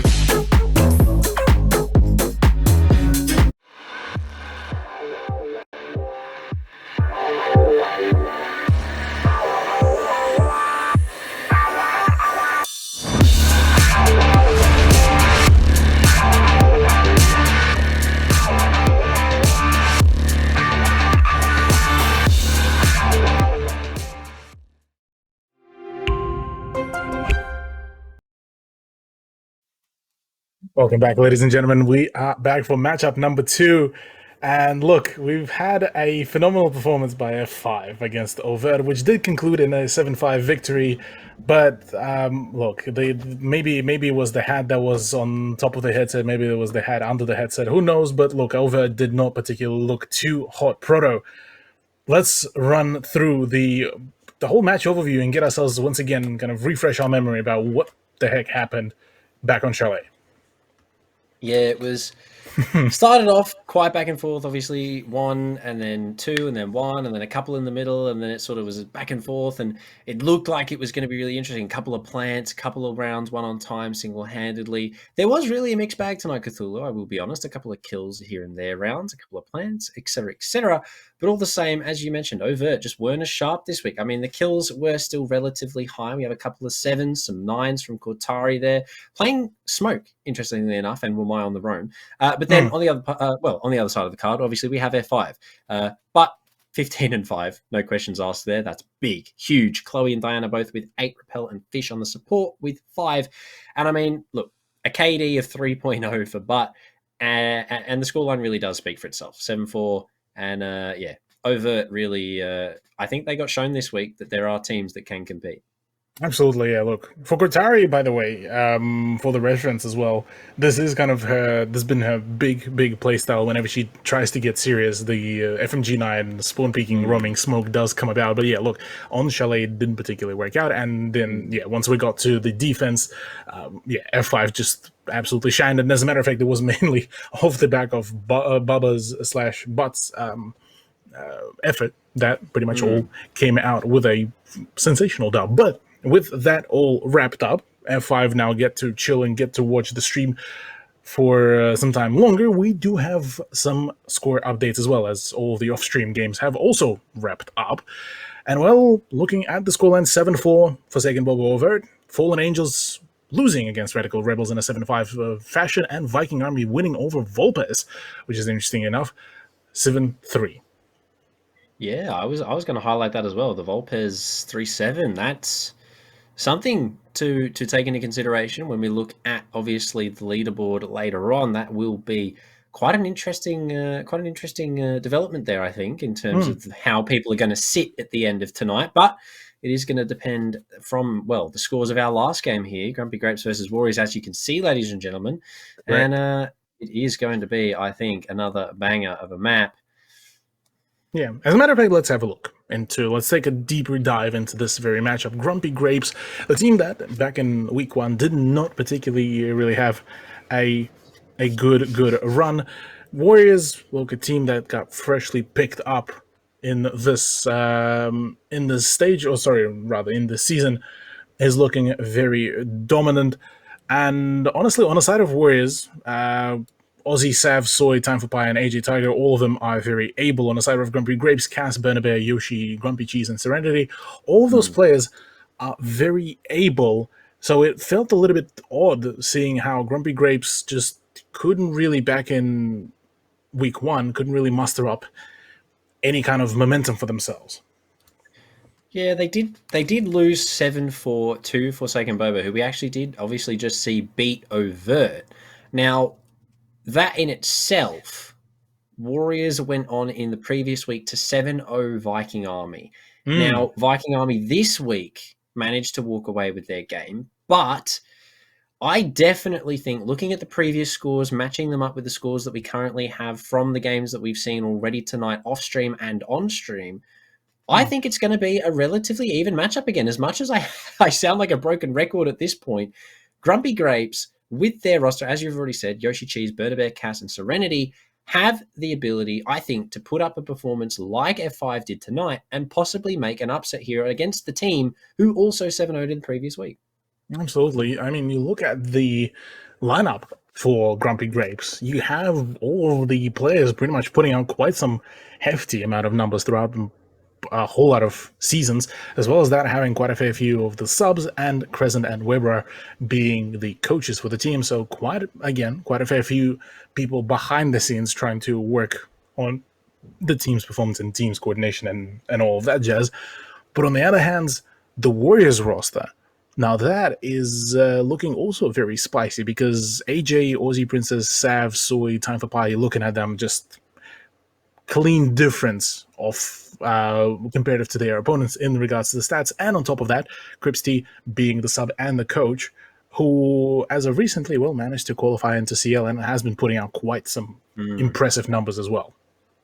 Yeah, in CL, Cripps has been doing huge things. Now, keep in mind as well, her obviously being a CL coach is going to come into effect here for her team. Obviously, Time for Pie, she has won MVP in the past, so we already know that she is a valuable player for any roster that she's on, and that is going to be the Warriors here. Aussie Princess as well. Huge things from her in the past, but as you mentioned, some big stats, massive KDs, massive survivabilities. I mean, 557 rounds as well, by the way, played by Soy. That is a lot of Rainbow Six Siege. So the Warriors definitely have the experience, I think, coming into this matchup. But I definitely think that Grumpy Grapes could do some damage here. It may not be the dub, but damage will be dealt nonetheless, I think. Absolutely, yeah. I definitely think that the damage could be certainly dealt. Borderline in a similar kind of fashion that Overt nearly dealt damage to Forsaken 5, but we'll have to see how things will really unravel here. Let's actually take a peek at the maps and what are we going to be playing. So far, we've titled some of the other leagues, namely Oceanic Challenger League, as the Oceanic Chalet League. Well, it won't be the repetition of that one. We are going to be going to Villa, which is, it's yet another one of those very vast maps that allows plentiful amount of different playstyles, and rum game should be plentiful there as well. Yeah, especially if we continue on from how we saw in the first game. We saw some big, deep roams coming in. We had some really good single roam plays. We had some really good double roam plays as well, obviously kitchen extensions, etc., etc. But that chalet villa is completely different. 3 floors Cthulhu, a basement included. Such a vast amount of roaming potential for people on this map, as well as the fact that you can just disappear like that. Multiple staircases, multiple entrances. It is really going to be a big map here tonight. Absolutely. Well, let's have a peek at the map as well, set in Italy and Tuscany, and get us and feast our eyes on the views of Villa. But good luck, have fun to both sides. This is bound to be an absolute banger of a game. I would have to say Villa, you definitely pointed out quite well. It's a map that allows quite a fair few very sneaky plays, and I wouldn't have it any other way.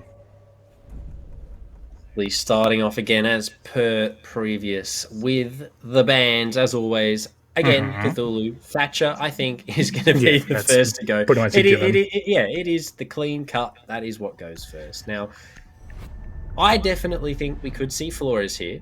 Could be Jackal. Jackal could be huge on a map like this, especially if you are Warriors, but depends on the game. Yeah, Habana maybe. Ace possibly even as well. Oh, the hard reach style. Ace could definitely be one. We've seen Ace a lot on a map like Villa, so could be the play. What is it though? What are we going to be graced with? Drum roll. It is the Flores. Initial thoughts confirmed. Valkyrie possibly to follow, maybe a Cade, Cthulhu. What are you thinking defense-wise? I'm thinking something across the lines is going to be Valkyrie and Mira, actually, given the fact that Mira, on quite a fair few sides, does allow you to have a lot of very well-reinforced positions. But in saying that, well, Jaeger instead. Okay, Warriors. Interesting decision. Borderline target banning some of the reinforced positions, and, well, yeah, Grumpy Cheese is quite excited about that ban. Interesting that someone's excited about a Jaeger ban. Cade, on the other hand, is more of the standard, but all the same. Yeah, all the same, Cade gone. Jaeger is one that I would like to delve a little bit deeper into, though. A map like Villa, one that requires a lot of ADSs, a lot of shield play, I would say, as well.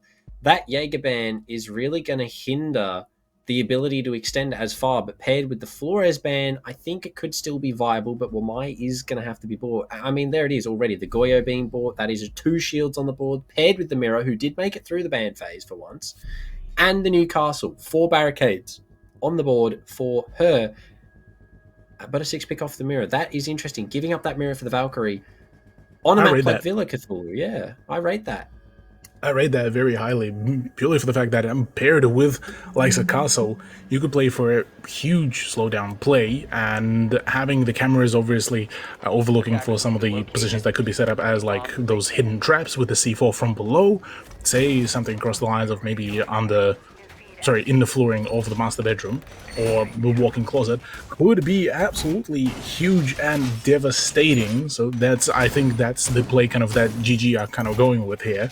On the side of Warriors, look, everything is looking pretty solid. Matter of fact, we are seeing straight off the bat a pick of IQ, the one that we've been harping about throughout the first half of Chalet quite thoroughly. Yeah. But yeah, no, honestly, I definitely rate this, and yeah, the decision to bring in the Wamai is borderline, it's a given now that Jaeger is no more, and with the fact that Wamai has been banned from 4 magnets to now 6, it makes all the more sense. He has been drastically improved in his ability now because he can actually do something, as opposed to not a lot. The one thing that I will sort of pick on for the Valkyrie pick is picking into the Valkyrie with IQ in play. No 6 pick onto that operator, and Sav was largely bringing that to start with. So that could be a bit of a letdown here for GG unless they can get those nitros off early. They do have the ability here to, well, get a lot of opening picks with just the nitro cell utility, but this is a quick entry here for Warriors. Time for Buy has already made it to the way of main stairs and has already got that flank cut off now. And now it's going to be a focus on Bar, where we already see one player from GG. It is going to be Yoshi trying to hold down the front line. So the Serenity already opening up the scoreline. That is a huge pick straight off the bat. Aussie wanting to have a close condition against the shotgun, that is a bit ambitious to say at the very least, but that C4 actually provides the opening. Yoshi playing her part quite well here, and Games Room so far, AVG as a matter of fact, in general, kind of ended up becoming that big play to just go in for those swings and not really having a whole lot of openings, but I say that, 3v2. They got the refrags. They managed to get the rotate through 90 there. They cleaned up on the entry as well in 2 games. So now it is, as you said, 3v2. They are going to be left with cleanup here. GG have got a relatively decent start up on the Warriors right now, but an IQ and a sledge, still a lot of utility, some good guns, but a nice shot from Burnabear puts Sav down, and now it's all up to Soy. It's going to be the first of 2 nades to come out towards Wolf here. We'll retrieve the diffuser that was recently dropped in 90, but she still has a minute and a lot of time to work with. He's going to opt for the hatch drop, and this could be a flank towards the Astro stairs, maybe even red, to try and get the advantage on her aggressors. We'll spot one, but she's not going to be greeted with the headshot. Not at all. It's a bit of a dire situation, really. Warriors completely miscalculated what could be done, what kind of play needed to be placed, and yeah, gunfights were just flat out lost. She's a bit of a questionable position. Does open up a possibility here, but how is Soy alive? That's absolutely beyond me. A single, even just a tickle would pretty much be the end of her. And in saying that, well, look, Soy posed with a tall order. 18 seconds, barely any HP, and 2 gunfights to win without any hitch. Wasn't going to happen, I don't think. Cthulhu could have. Maybe the pre-fire, if it was coming on through there from the sledge. But unfortunately, Burnabear was there, hand on the trigger, ready to go. And it was pulled. Grumpy Grapes are going to find their first. So no 7-0 for Warriors this week, unless they get 7-0'd, which, you know, it's kind of a 7-0, but they just don't get it. But all the same, GG put the first on the board for the Villa defense. And that roam, let's talk about that at the start of that round. 3 kills, well, 5 all up, 3 for 1, 2 the other way. And it was really just a massacre of entries. I mean, we saw 2 big ones to come out first from the defense side of things. Obviously, Serenity and Yoshi to find one of their own, but then a very good answer back from Warriors. They cleaned up 3 on the rotates. They had the ability to take that man count down to something that was manageable. But then they just, what happened? They just fell apart. They couldn't find those exit kills. I think it's just the initial push that Warriors tried to perform. It was a little bit kind of on a 1-by-1 basis, and when AG Tiger did go down in the first engagement, down to the shotgun of Serenity, there wasn't kind of any attempt to follow up off that momentum, which kind of ultimately slowed things down, drained a bunch of time, and with Time for Pi trying to go for a solo push, just, yeah, again, didn't really work out. So for Warriors, they need to make sure that they tighten up their play, their grip on how they drone it out, how they approach this, because even just say if they droned it out, realize that, hey, there's a heavy presence in AVG, let's turn around, let's go for the push onto the red stairs, let's go for the push on Astro. That would have been a completely different round for them, really, to play. They would have possibly even had the numbers to really push, and it's that flexibility that I think a lot of teams are still yet to discover for themselves. Even an Astro Rush could have been big for Warriors in that previous round, but fortunately it's not something they looked into, and Grumpy Grapes are going to find their first. But now it is going to be another attempt here at a different bomb site this time, so could see them get another round on the board. 2-0, but Warriors, they've slowed themselves down a little bit. They're droning a little bit more thoroughly. They have some more information towards possibly where some more of these roamers are playing here for the defense. They've spotted out Cass now on the Valkyrie. They know she's playing close by the triple. They have the bathroom control. They could have a drone inside of Astro as well, looking for the concrete here. Pi is going to have that one locked down on the Jackal, but the swing out from Cass deals a fair amount of damage. Does have some support from the Goyo, but it's going to be a tough situation for the defense to get out of here. She's going to try for the vault. She's actually going to get away. Yeah, with Burnabear still about, though, she could still keep on dishing out the punishment here, and pre-fires are all around. Very dangerous prospect, and instantaneously traded out. Punished, some would even say. Got a little bit greedy on the swings, but couldn't quite get the work done. So Nitro lost as well in terms of the Valkyrie play here for GG. They still have Cass below, but no Nitro in hand, already used. Yoshi is the only member left with any explosive pocket ordnance left. So I mean, GG do have the ability for some nitro play. No smoke as well, to mention, on the board for the defense. So that is going to be their only terms of denial, unless they can obviously find the remaining 4 kills. But so far from the first round, that shouldn't be a tall order here for GG. Not at all. New Zealand Warriors, though, they're having a bit of a struggle. Couldn't really find the initial frag. Cass kind of was able to bail out, and the frag on Tesoro was largely and very quickly acquired. Apart from that, really, yeah, there's just not a whole lot of utility clear.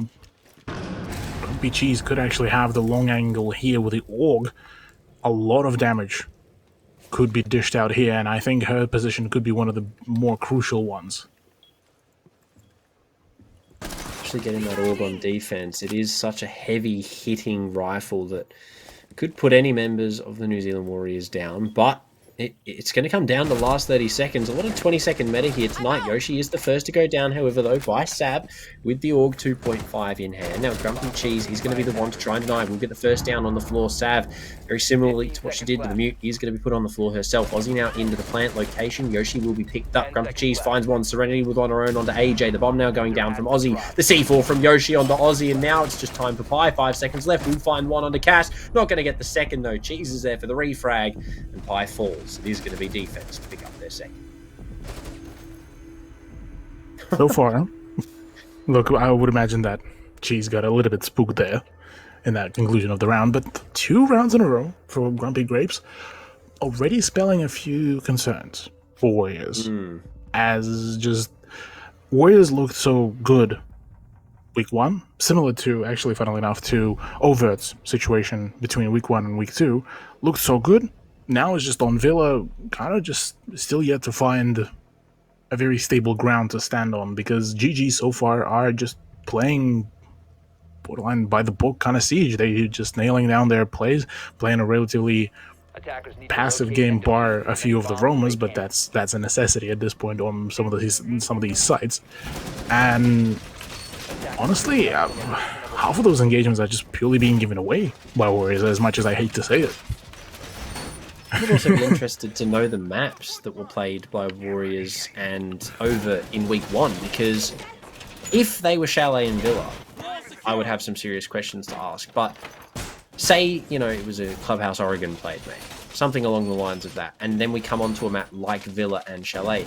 Both Villa and Chalet are quite strat-heavy maps. Would you not agree, Cthulhu?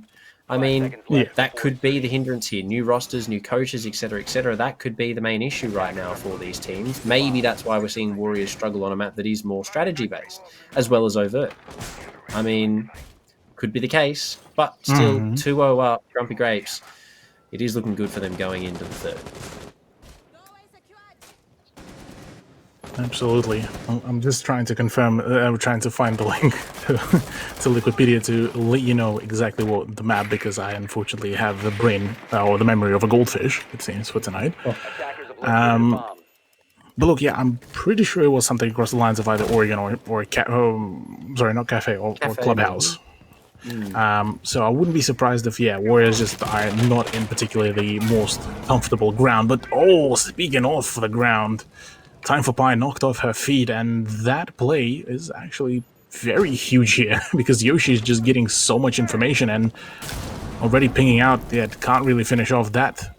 That floor is, bulletproof, so it serves as a safe ground for Time for Pi, but already finding so much damage. Oh my lord. Yikes. That was very close to finding 2.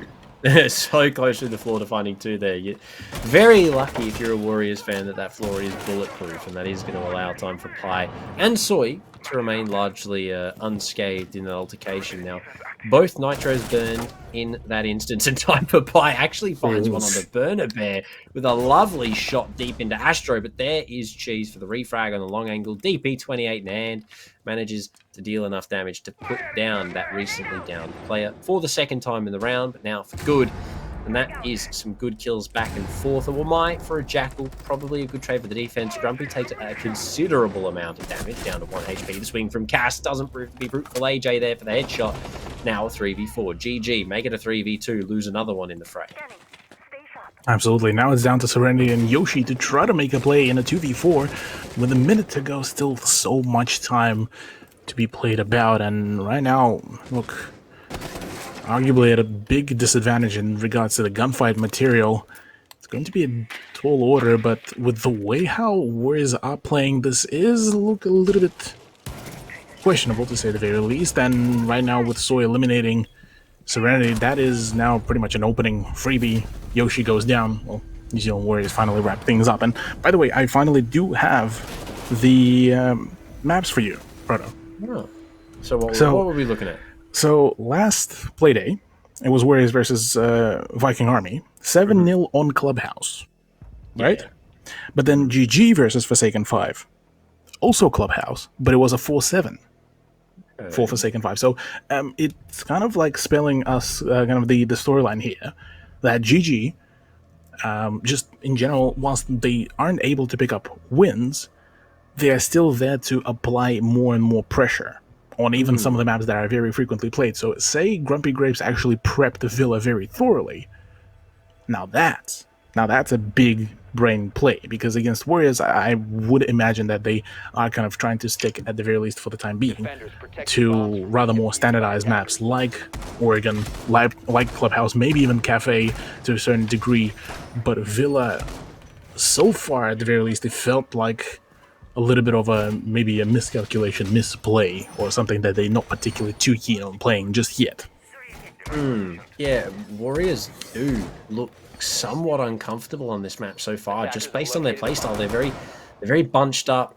They They're very have a lot of withdrawn the as well on some information of to play. Yeah. Their gunfights are very, very tame. They're not sort of confident in the way that they're swinging around. They don't seem to trust their own information that they're gathering almost, even with a Jackal in play from time for Pi. So GG definitely look to have that confidence factor here on this map. And as you just alluded to, if it's something that they've been practicing very in depth, then that could be huge issues here for Warriors, because, you know, a team that has the ability to apply that pressure so much on teams that are in those top spots, not only does it ruin the round count for those teams in terms of the difference, but if they end up taking the win as well, Grumpy Grapes, that could set them up here for a top run spot in the early few weeks. Absolutely. Couldn't agree more with you here, Proto. It's certainly been a very interesting dynamic that we've so far seen, but first time in a while, actually, a GG player might be having a bit of a discomfortable zone, because AJ is just about hot on her feet, and it seems maybe Warriors, just maybe, managed to finally find that kind of momentum to play off. She made it. Yeah, she just managed to make it out with the crossfire from her teammate. Very well played by GG there. It's actually going to get a little bit aggressive from Cheese, and she will get punished by AJ. So greedy isn't necessarily the way to play, ladies and gentlemen, and that is going to now show for GG down a player. But there's a lot of time burned. A minute 30, still a nitro for Burnabear from below here. Could go huge if thrown in the right position at the feet of any unsuspecting Warriors players, as well as one in the hands of Serenity. But, again, no smoke in sight. They do have the Goyos possibly for some late round denial with the fire. But a minute 30 is still good time for both sides to make something happen. Absolutely. Still plenty of time, plenty of ways to really go about the push and the C4s. But funnily enough, fallback from Burnabear means no C4s from below just yet. Time for Pi already aggressed and got herself a frag as well onto Cass, which leaves us with only a single C4, pardon me, two C4s, one C4, oh my lord, time for Pi and Soy just going ballistic, what the hell? Look to Burnabear. She does have the last remaining C4, but she can't do anything with it. A flawless round from Warriors, something that they needed for the mental. It's definitely going to make them feel a little bit better. That entry was explosive onto the trophy site there. A flurry of kills in favour of the Warriors, and not a single one answered back from GG. That was the round I think Warriors needed for their attack to at least take it to 3-3. That is going to be good for the mental. What are the odds we are going to be seeing a complete turnaround and Warriors just flawless the rest of the match? So they allowed GG to score only first two rounds, and then from there on, you know what? We'll just now take the stride from here on. How nuts that would be, though. That would be quite an interesting game, I think. I mean, bit of a rocky start for Warriors. But then they make it happen. Something like 7-2, 7-3 maybe, you know, just keep it interesting, keep it spicy. I mean, hey, could be something that we see in the very near future, Cthulhu, but it's all speculation at the moment. It is only round 5 now. And again, very even standings here at the start, very similar to how the Overt game and F5 that we just saw played out to begin with, and then we sort of saw one team slowly start to gain some more ground. But if GG can keep the pace up that we saw F5 keep up in the previous, very similarly, we could see GG walk away with the dub. But it is going to come down to how they play this map. Again, a very strat-heavy map, something that requires a lot of coordination, but GG look like they've got it. They definitely have the ability, I think, here, to, if not win, definitely put a dent in the Warriors' round difference for the standings. Absolutely, I couldn't agree more here. GG certainly looking very well prepared, very eager to, you know, keep up the pressure, keep their opponents on their toes. I mean, gotta give it to like the Burner Bear and Grumpy Cheese. Putting up that continuous pressure means that Warriors haven't really been allowed to do any kind of cheeky stuff before. And in saying that, it's a huge thing because, like, yeah, just like this, Serenity somehow still just decides to hang around, albeit instantly shot down by Soy. Still gets to, you know, hang around and gets scores a frag, and Burner Bear as well on catching off. It's just that continuous play of just punishment that Grumpy Grapes so far been able to achieve, but again, it's a double-edged sword. The trades there from Warriors really well done. A lot better than we'd seen in the previous rounds from them. Cleaning up the kills that they couldn't quite get on the players running away. They managed to let 2 slip away in the previous round, but they didn't let any get away this time. They lost a couple in the process, however, though. Yana and Jackal, 2 of your large information gathering operators, gone in the first minute and a half, which is probably not great for Warriors, but they still have a good bit of kit left to work with. The IQ, the Hibana with the flashbang, Sledge on the nades as well. So they still have a lot of ability in terms of utility to clear out this bomb site, and a lot of time actually, 1:30 as well. Very well done so far. So it's going to be now whether or not Warriors can make it happen, or whether or not Grumpy Grapes can hold on for the last minute. Similar position that we are seeing from Grumpy Cheese that could actually introduce another upset here on the push for New Zealand Warriors, and if they have drawn it out, they should have full knowledge of that. Mute Jammer preventing the play. Frag Grenade is there. There we go. Gets rid of that quite nicely. So at the moment, actually, Grumpy Grapes might be looking at a bit of a different approach here being pushed against them now that there's another sideline and cutting off the rotation into the vault. Pardon me. This could be big on the entry. 3v3. It's still relatively even fields here. 1 Nitro in play for Yoshi. Not a lot in terms of throwables left now for Warriors after clearing out all the shields and mute jammers. But now, looks like it's actually a focus on Study. Sav has made it in to try and get this bomb down. The cross from the Study door could be big though from Aussie. She's actually just going to let Mamai walk right on in. Soy will get one onto Yoshi. I'm not too sure what happened to Aussie there. However, Soy's there to find Cheese. A triple for Soy. Now the bomb going down. She needs to go deep. Cass finds the kill, but Hibana's there with the headshot. Aussie to find, I believe, 4 with the refrag as well, and that's going to be Warriors' third. Jeez Louise, so many things could have gone wrong there for Warriors. So many things. I am still lost and confused. How did the Grumpy Grapes did not punish them for that? Because letting Wamai walk away literally from your own sights. How do you, like, he was in the same room as you. How do you let that happen? And from there on, it's just absolute chaos that I think at this point it was just more so that Warriors were a little bit more adept at being that chaotic bunch than Grumpy Grapes. But even so, like, yeah, it was a weird round to say the very least. You do have to give it to Aussie though. The mistake was made, but then she made up for it. She clutched up, found all 3. I mean, you can't really ask for more in a clutch situation like that. I mean, even if... found all 2, sorry. Even if she did let that Wamai slip by, even if that could have cost them the round, it didn't. She pulled up, she grabbed the bomb, she got it, well, started getting it back down, and then won the 1 as well to finish things off. Warriors are going to be happy all the same. Yes, a little bit too close for comfort, something that probably shouldn't have happened, but it happened. they learned. Hopefully they can take that with them for the remainder of this round. It is a very similar setup to what we saw in the previous from Grumpy Grapes right now. So Warriors have already had a little bit of a warm-up in terms of attacking this style of extension. But we did see Grumpy Grapes provide some good trades, as well as Warriors providing good trades in both kills and damage at the start of these rounds. So are we going to see it again? Is it going to be a different change in terms of the roam clear here? Nope. It looks like Warriors are ready for the same, for the same 5-man clear from East. I do want to say, though, I would love to see from Warriors a little bit more of a cleaner roam game. Oh, sorry, not roam game, anti-roam game, because allowing Serenity to just flat out swing and get the better of Time for Pi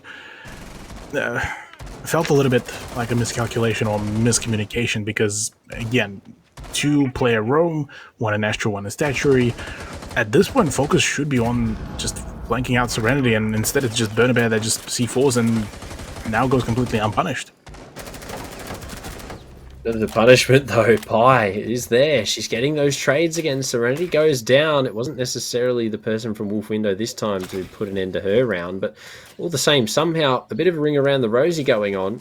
Burnabear has tried to reaggress back into Trophy Stat, but somehow has made it away again without being taken down. Very well done by her to slip away unnoticed, but maybe something there for Pi to try and use that Jackal information a little bit early on, because now all the roamers are back in sight. The Jackal pings are largely useless until the execute comes out a minute and 40 from now. Could even be sooner, but still, that is utility now. They are essentially just letting go to waste. Other thing as well is this now is looking like this may be kind of the repetition of what was the round before, but this time we have a person more for each team. Burnabear being alive now could have done work, but instead Time for Pi is just absolutely cracked on the sticks and gets the better of Burnabear with minimal health losses. Puts us at a very interesting position with a minute to go.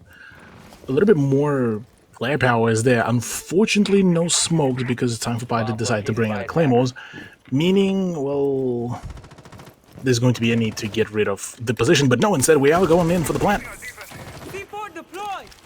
Road to deny from Cass, but from below, Yoshi takes her out. It was the same. It was a pre-place there for Depot, which is actually what you want to see from the defense. All the same, Aussie to find one. Grumpy is there for the refrag. Could have denied if she was a little bit quicker, but all the same. A little bit lost on where the traces are coming from. And Time for Pi, deep inside of the site, is going to be able to find the last remaining player there through the holes opened up by the defense. Very well done for the attack. But Warriors, I think this is where they find themselves their momentum on their attack, very similar to what we saw F5 do, 4-2, but this time it's going to be the players that had that 7-0 in the first week actually on top in the half. But now GG get their attempt at attack, and on a map like Villa, attack is, well, one that people would say that they favour. So maybe GG can turn this around here. Maybe they can fall to their own half. Maybe we even see OT Cthulhu, because right now it's been relatively close in these last couple rounds, and it still could be anybody's game. Yeah, look, I said that initially, what are the odds that Warriors just gave away those 2 rounds and then decided to pull a comeback? This is eerily starting to look like it, though, Proto. Because you look at the setup, you look at the way how teams went about it, and you look at just the amount of mistakes that were committed at by the late game. Even that C4 TK, that was a crucial mistake. That after that just sown chaos and just absolute confusion into the roster of GG.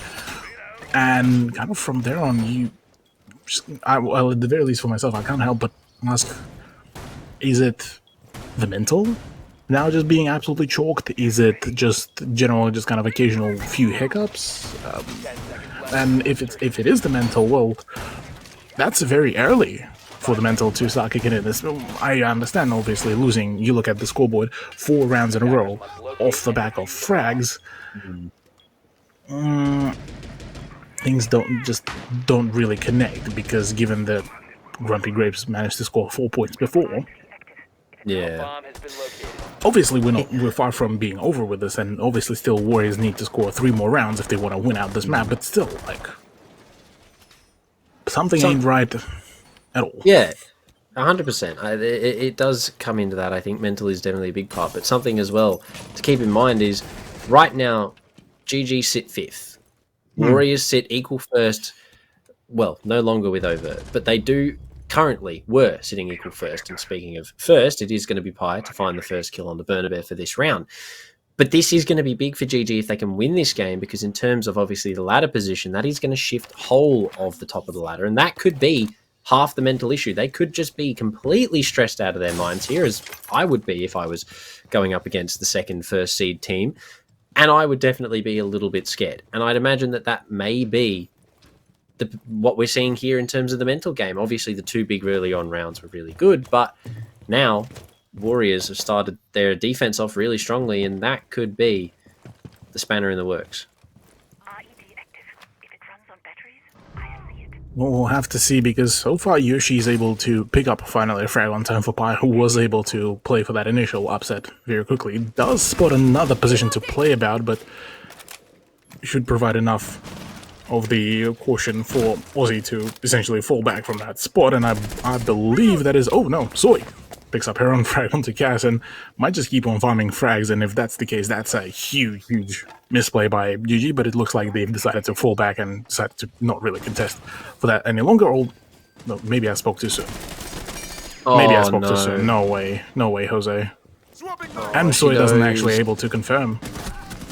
I think she knew that she got the down there. Yoshi will, however, get 1 though, so it's not a lost cause completely. Aussie does fall at the top of main there, which is a good trade to get, keeping it at a 3v3, but the health here for GG is going to be the focus, both very close to 20, I believe, like a 24 and a 20 health or something like that, Cthulhu. But Cheese is going to be the only player left on full HP, and as I say that, Yoshi goes down to Soy. That is one of the last low HP players, and there's Sav to find the other one, and now it's all up to Cheese, the only 100 HP gamer left, to try and do something for GG. Peeks with the shoulder and ends up dying, and instead it's a swing from AJ Tiger to wrap it up. But yeah, look, it's just GG are not particularly too happy about those swings. But look, I gotta give it to Warriors. They just keeping it up, no matter what side.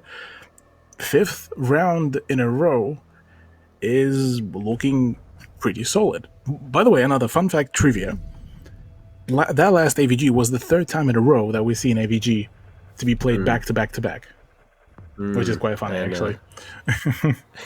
Not one has been won just yet. Well, it has for the Warriors, but... Yeah. All of them in terms of for Warriors. it had to come down to a split for someone to win it. So that is something to take into consideration. As you said, 5 rounds in a row to the Warriors now. Mental is definitely coming in play here for Grumpy Grapes. It's been a hot minute since they've had a round under their belt. It's definitely something that they're going to be thinking about in the back of their minds here for the latter parts of these rounds, because now it's round 8. This is sort of mid to late game here for any competitive Rainbow Six format game, and this is where it starts to set in. Maybe the fatigue, maybe the time that it took to wait to get into the game. There's all sorts of things that could be coming into account here for Grumpy Grapes. But Warriors have definitely turned the Jets on. They've switched gear. They've really picked up on their defense side. And now, I mean, next round we see them win. We put them on match point. With GG here, this is where they're going to have to dig deep, because if they don't put at least 3 on the board to equalize, 4 to go to match point or even OT, depending on the rounds, it's going to be a relatively quick one for Warriors, I think. Yeah. It's certainly looking a little bit dire for Grumpy Grapes, albeit things were looking quite solid. Another thing to really maybe think into is that just Warriors kind of adapted to that playstyle quite well. They took them a couple of moments, couple rounds, and now they're just going into the swing of things. Time for Pi though. No, that's not the play. You're not that gamer. You're not that gamer. I'm sorry. You're not that gamer. Oh, I love adapting memes. Cthulhu, thank you. I needed that. Yeah. Time for Pi definitely was not that gamer, ladies and gentlemen. Cass was the gamer in that instance and did find the opener here. Oh no, was that the punch hole? No, it wasn't. I thought we saw one punch hole through bikes, and that was going to be a very quick end to the AJ saga. But Soy does have some set up for the red hall here. Could prove to be fruitful later in this round. Cass just holding the flank really here, but look at AJ gone all the way down to the pantry stairs. She's on the long flank. This could be huge. The drone does come on, though. The lights do flicker up, and that is going to give her away. So she's going to have to rotate. Warriors still down a player. Grumpy Grapes, this could be the round they need to find 3. Absolutely. Albeit you look at the whole GG lineup, they're only now just starting to come together and looking to start pushing and applying pressure towards the master bedroom, which is still very heavily reinforced. And I don't think Warriors are intending to really give any more ground apart from what was given by Time for Pi. So, look, with Aussie still like itching essentially to go for an outside roam, apart from that, the rest of NZW are just looking pretty solid, pretty great. And AG Tiger is back into the bottom position, so C4 in her pockets. That could be huge. Oh, this is definitely scary if you're a Grumpy Grapes fan. There's nitros in hands downstairs that could prove to be quite devastating. Like that, AJ from below, Burnabear falls. That is going to be the sledge now off the board. Don't know if the nades were used, possibly not. That could be a huge loss for the attack here, but the wall now being opened up. Soy is going to be the main sort of, well, aggressor here onto this main breach. Sav needs to hold down Astro for as long as she can here, because if not, Warriors are going to lose that control, and Grumpy Grapes could just walk on in. The pre-fires all coming on out. It's 20 seconds left. Cthulhu, they need to execute. One's going to go down. Sav finds the first onto Yoshi.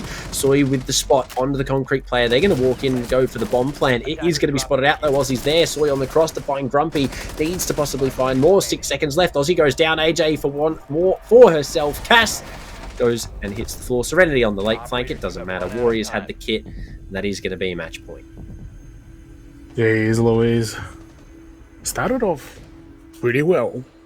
Had that a very aggressive, very action-packed entrance into the building, GG.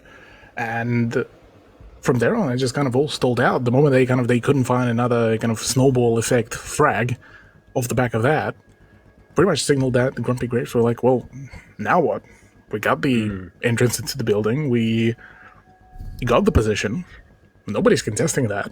If we peek outside, they probably already had an inkling that there's going to be some sort of a crossfire being done. So it's maybe speaks to maybe a question about comfort zone, maybe? Maybe. Because Villa, we talked about this actually in the early stages when Grumpy Grapes were able to muster up those 2 rounds in a row, where it looked like they were prepared for it. But now looking at it, maybe it's the fact that they just not yet flexible enough to be able to, you know, adapt on the go, and rather trying to still force their own strats, but their own strats ain't working anymore. Yeah, Warriors definitely got their feet underneath themselves after the first 2 rounds. It was very evident that from round 3 onwards, Warriors sort of turned the lights on in the bedroom and went, oh, okay, I can see now. This is what we're doing. This is how we play. And this is how we adapt to how GG are going about it. Because as soon as they got the number, they had it. They knew what they were doing. They cleared it out perfectly, albeit a couple of rounds a little bit too close for comfort. The one clutch that we don't talk about. But still, 6-2 now. It is looking very much like Warriors just had a little bit of a slow start. I mean, we wanted to count them out early just based off the banger of a game it would have been if GG could have picked that round count up a little bit quicker than they did. But now Warriors, they found their stride, and GG have a massive order in front of them because it's 6-2. They need to win 4 unanswered Cthulhu. So, I don't know. It's going to be hard. Something to also quite consider, we haven't really seen any tech pauses, really, from either one of the matchups, and really those tech pauses could have served as a huge breathing room for either one of the teams that were losing, because for Grumpy Grapes, say on 2-4, 2-5, that's where you need to start talking. That's where you need to start up that conversation as to what is happening, why are we losing these, and what's happening with the mental. And I definitely want to say that if we would have seen that tech pause come about, that would have been a completely different turnout, honestly. But in saying that, well, Cass is already by the trophy and ready to contest. quite deep already, but look at these cams here from AJ playing for that Nitro from below. We do have one on site. He's going to be used. Sav does still have hers in the back pocket though, so the Pulse, with his own information, could be on for the call here for the players. Does have at least 3 on cardiac sensor, so they know the majority of the position for the GG girls here. The Nitro could follow very close behind. AJ has made her way to bottom red. This could be for the Nitro play to pair with the Pulse. Could be the go. Oh, they do have the Z pings. Look at all the Oh, bodies above man. right here. She can hear a few. She's got an angle open to red now to try and play from. One just dropped on down. No, the Nitro position, I think, has been compromised, so we're not going to see anything thrown out just yet. But the information here alone for Warriors is going to be huge for this late game. 100%. Funnily enough, quite a fair bit of room has been given away, but I say that Soy somehow still gets to... How was she allowed? Hold up. Where was Hold Grumpy? Where was she? Was she in the corner droning? I think she was, but Soy was just about the master bedroom. What? So many questions, so little answers it seems. 36 seconds to go. Something, 4v3. Yeah, 3v3. Let's make that very quick. Time for Pi finds Yoshi. 30 seconds left. She's got back upstairs as well. AJ is also on the top floor. Finds a headshot onto Serenity coming down. Astro, 20 seconds left. They need to make it in from the hatch above. Time for Pi for 1. That's Kid on the floor. Cass, not really much of a chance. Does have the LMG. Could make big things happen. The pre-fire is endless. That rifle does find one, but not the second. Sav's there to clean things up. The Warriors, ladies and gentlemen, 7-2. That is 7 unanswered rounds, Cthulhu. Jeez Louise. Look, I was only memeing when I said that what if they just full-on come back. I was just memeing, and I think New Zealand Warriors just took it to heart if they were listening to the stream. My goodness. 7 rounds in a row. And have a good night by AJ Tiger. Look, albeit in all the good heart and all the good intentions. But, yeah, look, I'm shooketh. I'm shooketh. You called it. I'm Completely. unintentionally, I called it. Yeah, it seems like it's just, yeah, look, Warrior, I just built diff. It was quite literally 7 in a row. No test there from GG, unfortunately. But I mean, huge game for Absolutely. Warriors. As you said, they really did just. It was a light bulb moment. It really was. They were, yeah, 2 rounds down. Okay, put the shoes on and play properly. And then it was. They took it back over, and it was dominance. 7 rounds. Nothing GG could do. Albeit, I definitely do have to say, GG did make quite a few of those rounds a bit sweaty. And it wasn't a complete washout where it was just flawless rounds upon flawless rounds. It was still trade central on a few occasions, but those final few rounds, the moment it went down to the offense for Grumpy Grapes, they just unfortunately looked a little bit not lost, because that would be a little bit too much of a harsh statement, but they felt disconnected on their intentions, what they wanted to do. It looked like one part of them wanted to, full on just send it and like get the frags over with. But then the other one, oh no, hold on, we need to drone it out, we need to check this, we need to check that. And from there on, it kind of like felt like more so like a clash of communications, really. Yeah, there definitely seemed to be a lack in terms of the comms between the two. There was 2 different sort of play styles going on. You could see it. There was definitely people trying to roam clear really heavy or roam really heavy, and then there were people that were like, no, play side, or no, we need to check all this and use certain utility that's not here, and then there was a rotate, and then you'd see the issue, and then that player would die, and it was very, very disjointed. And I think that was what ended up being the thing. Villa is such a coordination-based map. Strategy aside, players aside, coordination, if you've got none of that, Villa is a very hard map to play against a team that does have the coordination like Warriors does. Albeit it took them a couple rounds, but they found themselves, and then the coordination just took over. They had the pushes, they had the plays, yes, as you said. A couple of them were quite sweaty, but they still won them. Absolutely. Now, look, I definitely got to say, well done. Well done to Warriors. Unfortunate loss for Grumpy Grapes, as this does keep them at that 2-loss streak at the moment, and with the conclusion of week 2. But honestly, no, it was still a well-played game by Warriors. They read into all of that. They managed to keep their plays clean. I do want to highlight Serenity and Burnabear from Grumpy Grapes. Did a phenomenal job on the defense on the roams, just being that continuous nuisance and just being very difficult to deal with. Only by the round 5 or 6 do we start seeing them kind of falling back a little bit. From there on, look, they were still doing a pretty honest and a pretty solid job, if I say so myself.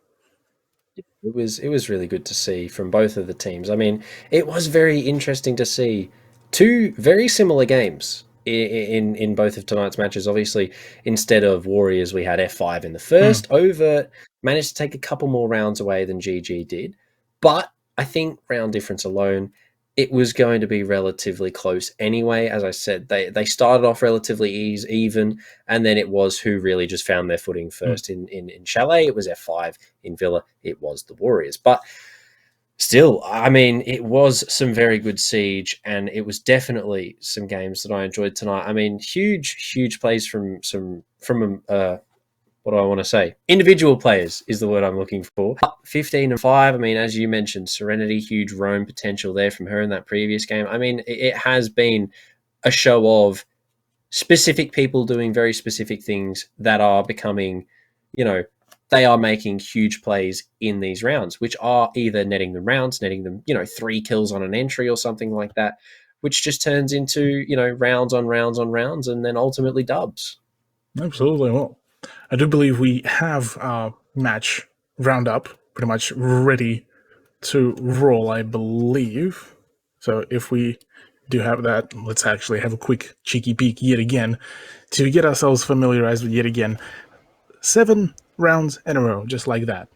Warriors taking out a dub, Soy and Time for Pi with a double digit for themselves, just absolutely sending it. Whereas on the side of Grumpy Grapes, well, it was Cheese and Serenity and Bear really pulling off some of the frags. So quite an unfortunate loss for Grumpy Grapes, albeit they still shown that they could be quite a scary team once a little bit more effort is being put into, once a little bit more development is being put into the roster. But for Warriors, look, they sending themselves quite high on the leaderboards as well. With some R&D, Grumpy Grapes could definitely do a little bit more damage when these two teams do clash again. But yeah, Warriors have now propelled themselves way above. Overt obviously taking that L is going to be good for their standings in terms of the ladder. But again, interesting of note, no plants. Well, no rounds won by plants, should we say, in the second game as opposed to the first. Majority of them were kills, 1 on time, which was the round that Serenity couldn't quite make 4 kills happen in 4 seconds. So I mean, you can't really chalk that up to too much. But kills, it was a very frag heavy engagement between these two teams, as you mentioned. 23 kills between Soy and Pi. I mean, the KD speak for themselves. 2.75, 1.7 between them, 1.5 to the girls underneath, and then Princess on the support doing God's work. May only have a 0.6, but keep in mind she kept everybody else alive for as long as she could. She provided information. She provided all this other stuff, which meant that Warriors could do the job that they needed to do. So you never, ever count the support player out, ladies and gentlemen. But still, all of that put together, teamwork included, a little bit of good comms, and it's a 7-2 on Villa. Warriors are definitely going to be happy with that, I think. Cthulhu walking away with it? I definitely think that's a dub. Yeah, that's a colossal dub, especially with the way how they were able to keep on stringing it around. So big shout out to them. As a matter of fact, why don't we have a look at the overall standings, as I'm not too sure if we actually have those yet ready, but or at the very least, yeah, there we go.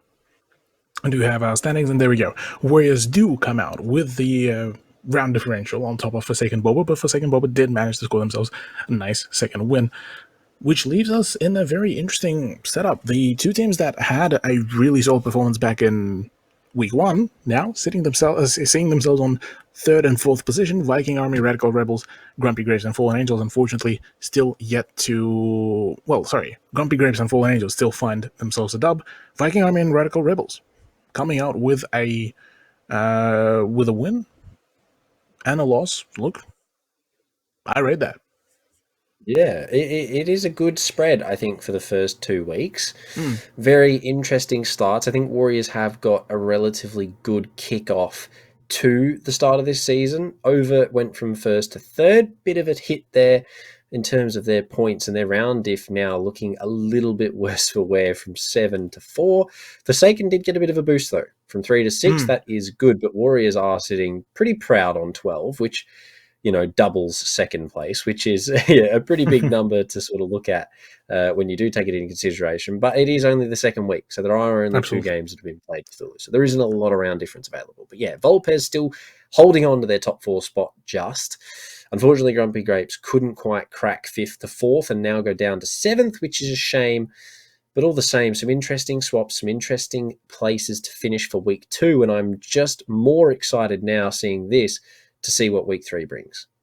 Absolutely. Well, with that said, though, this pretty much just about wraps up this whole matchup. Or rather, broadcast, but let's have a quick look at the scorelines to wrap up our day. Yet again, we've started things off with a 4-7 win for Forsaken Boba against Overt on Chalet, which was a really, really solid performance from F5 roster. Fallen Angels and Vulpes Gaming suffered a loss to Radical Rebels and Viking Army off stream, and then we wrapped things up with a what initially began as a meme prediction turned into a full-on send by Warriors, and 7 rounds in a row, well, was their win against Grumpy Grapes.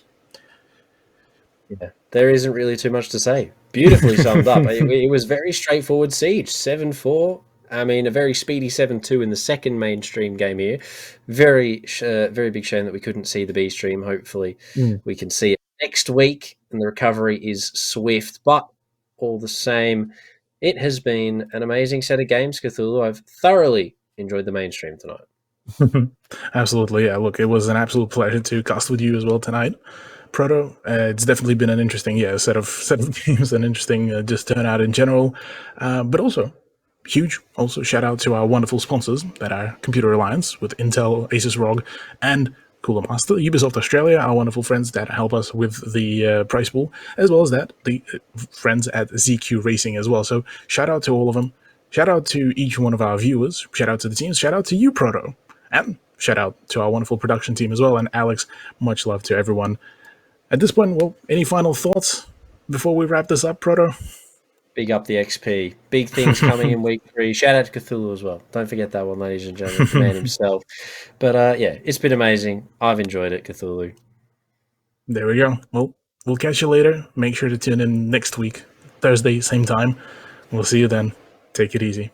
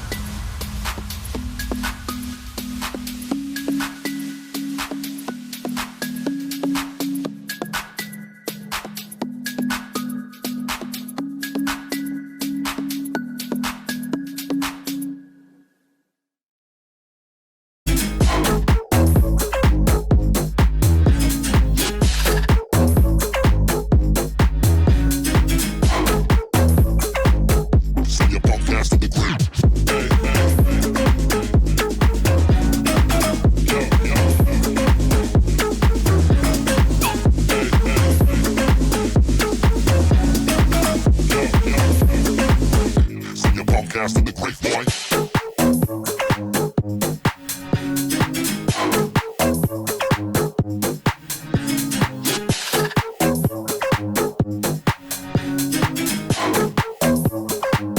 Send your podcast to the great boy.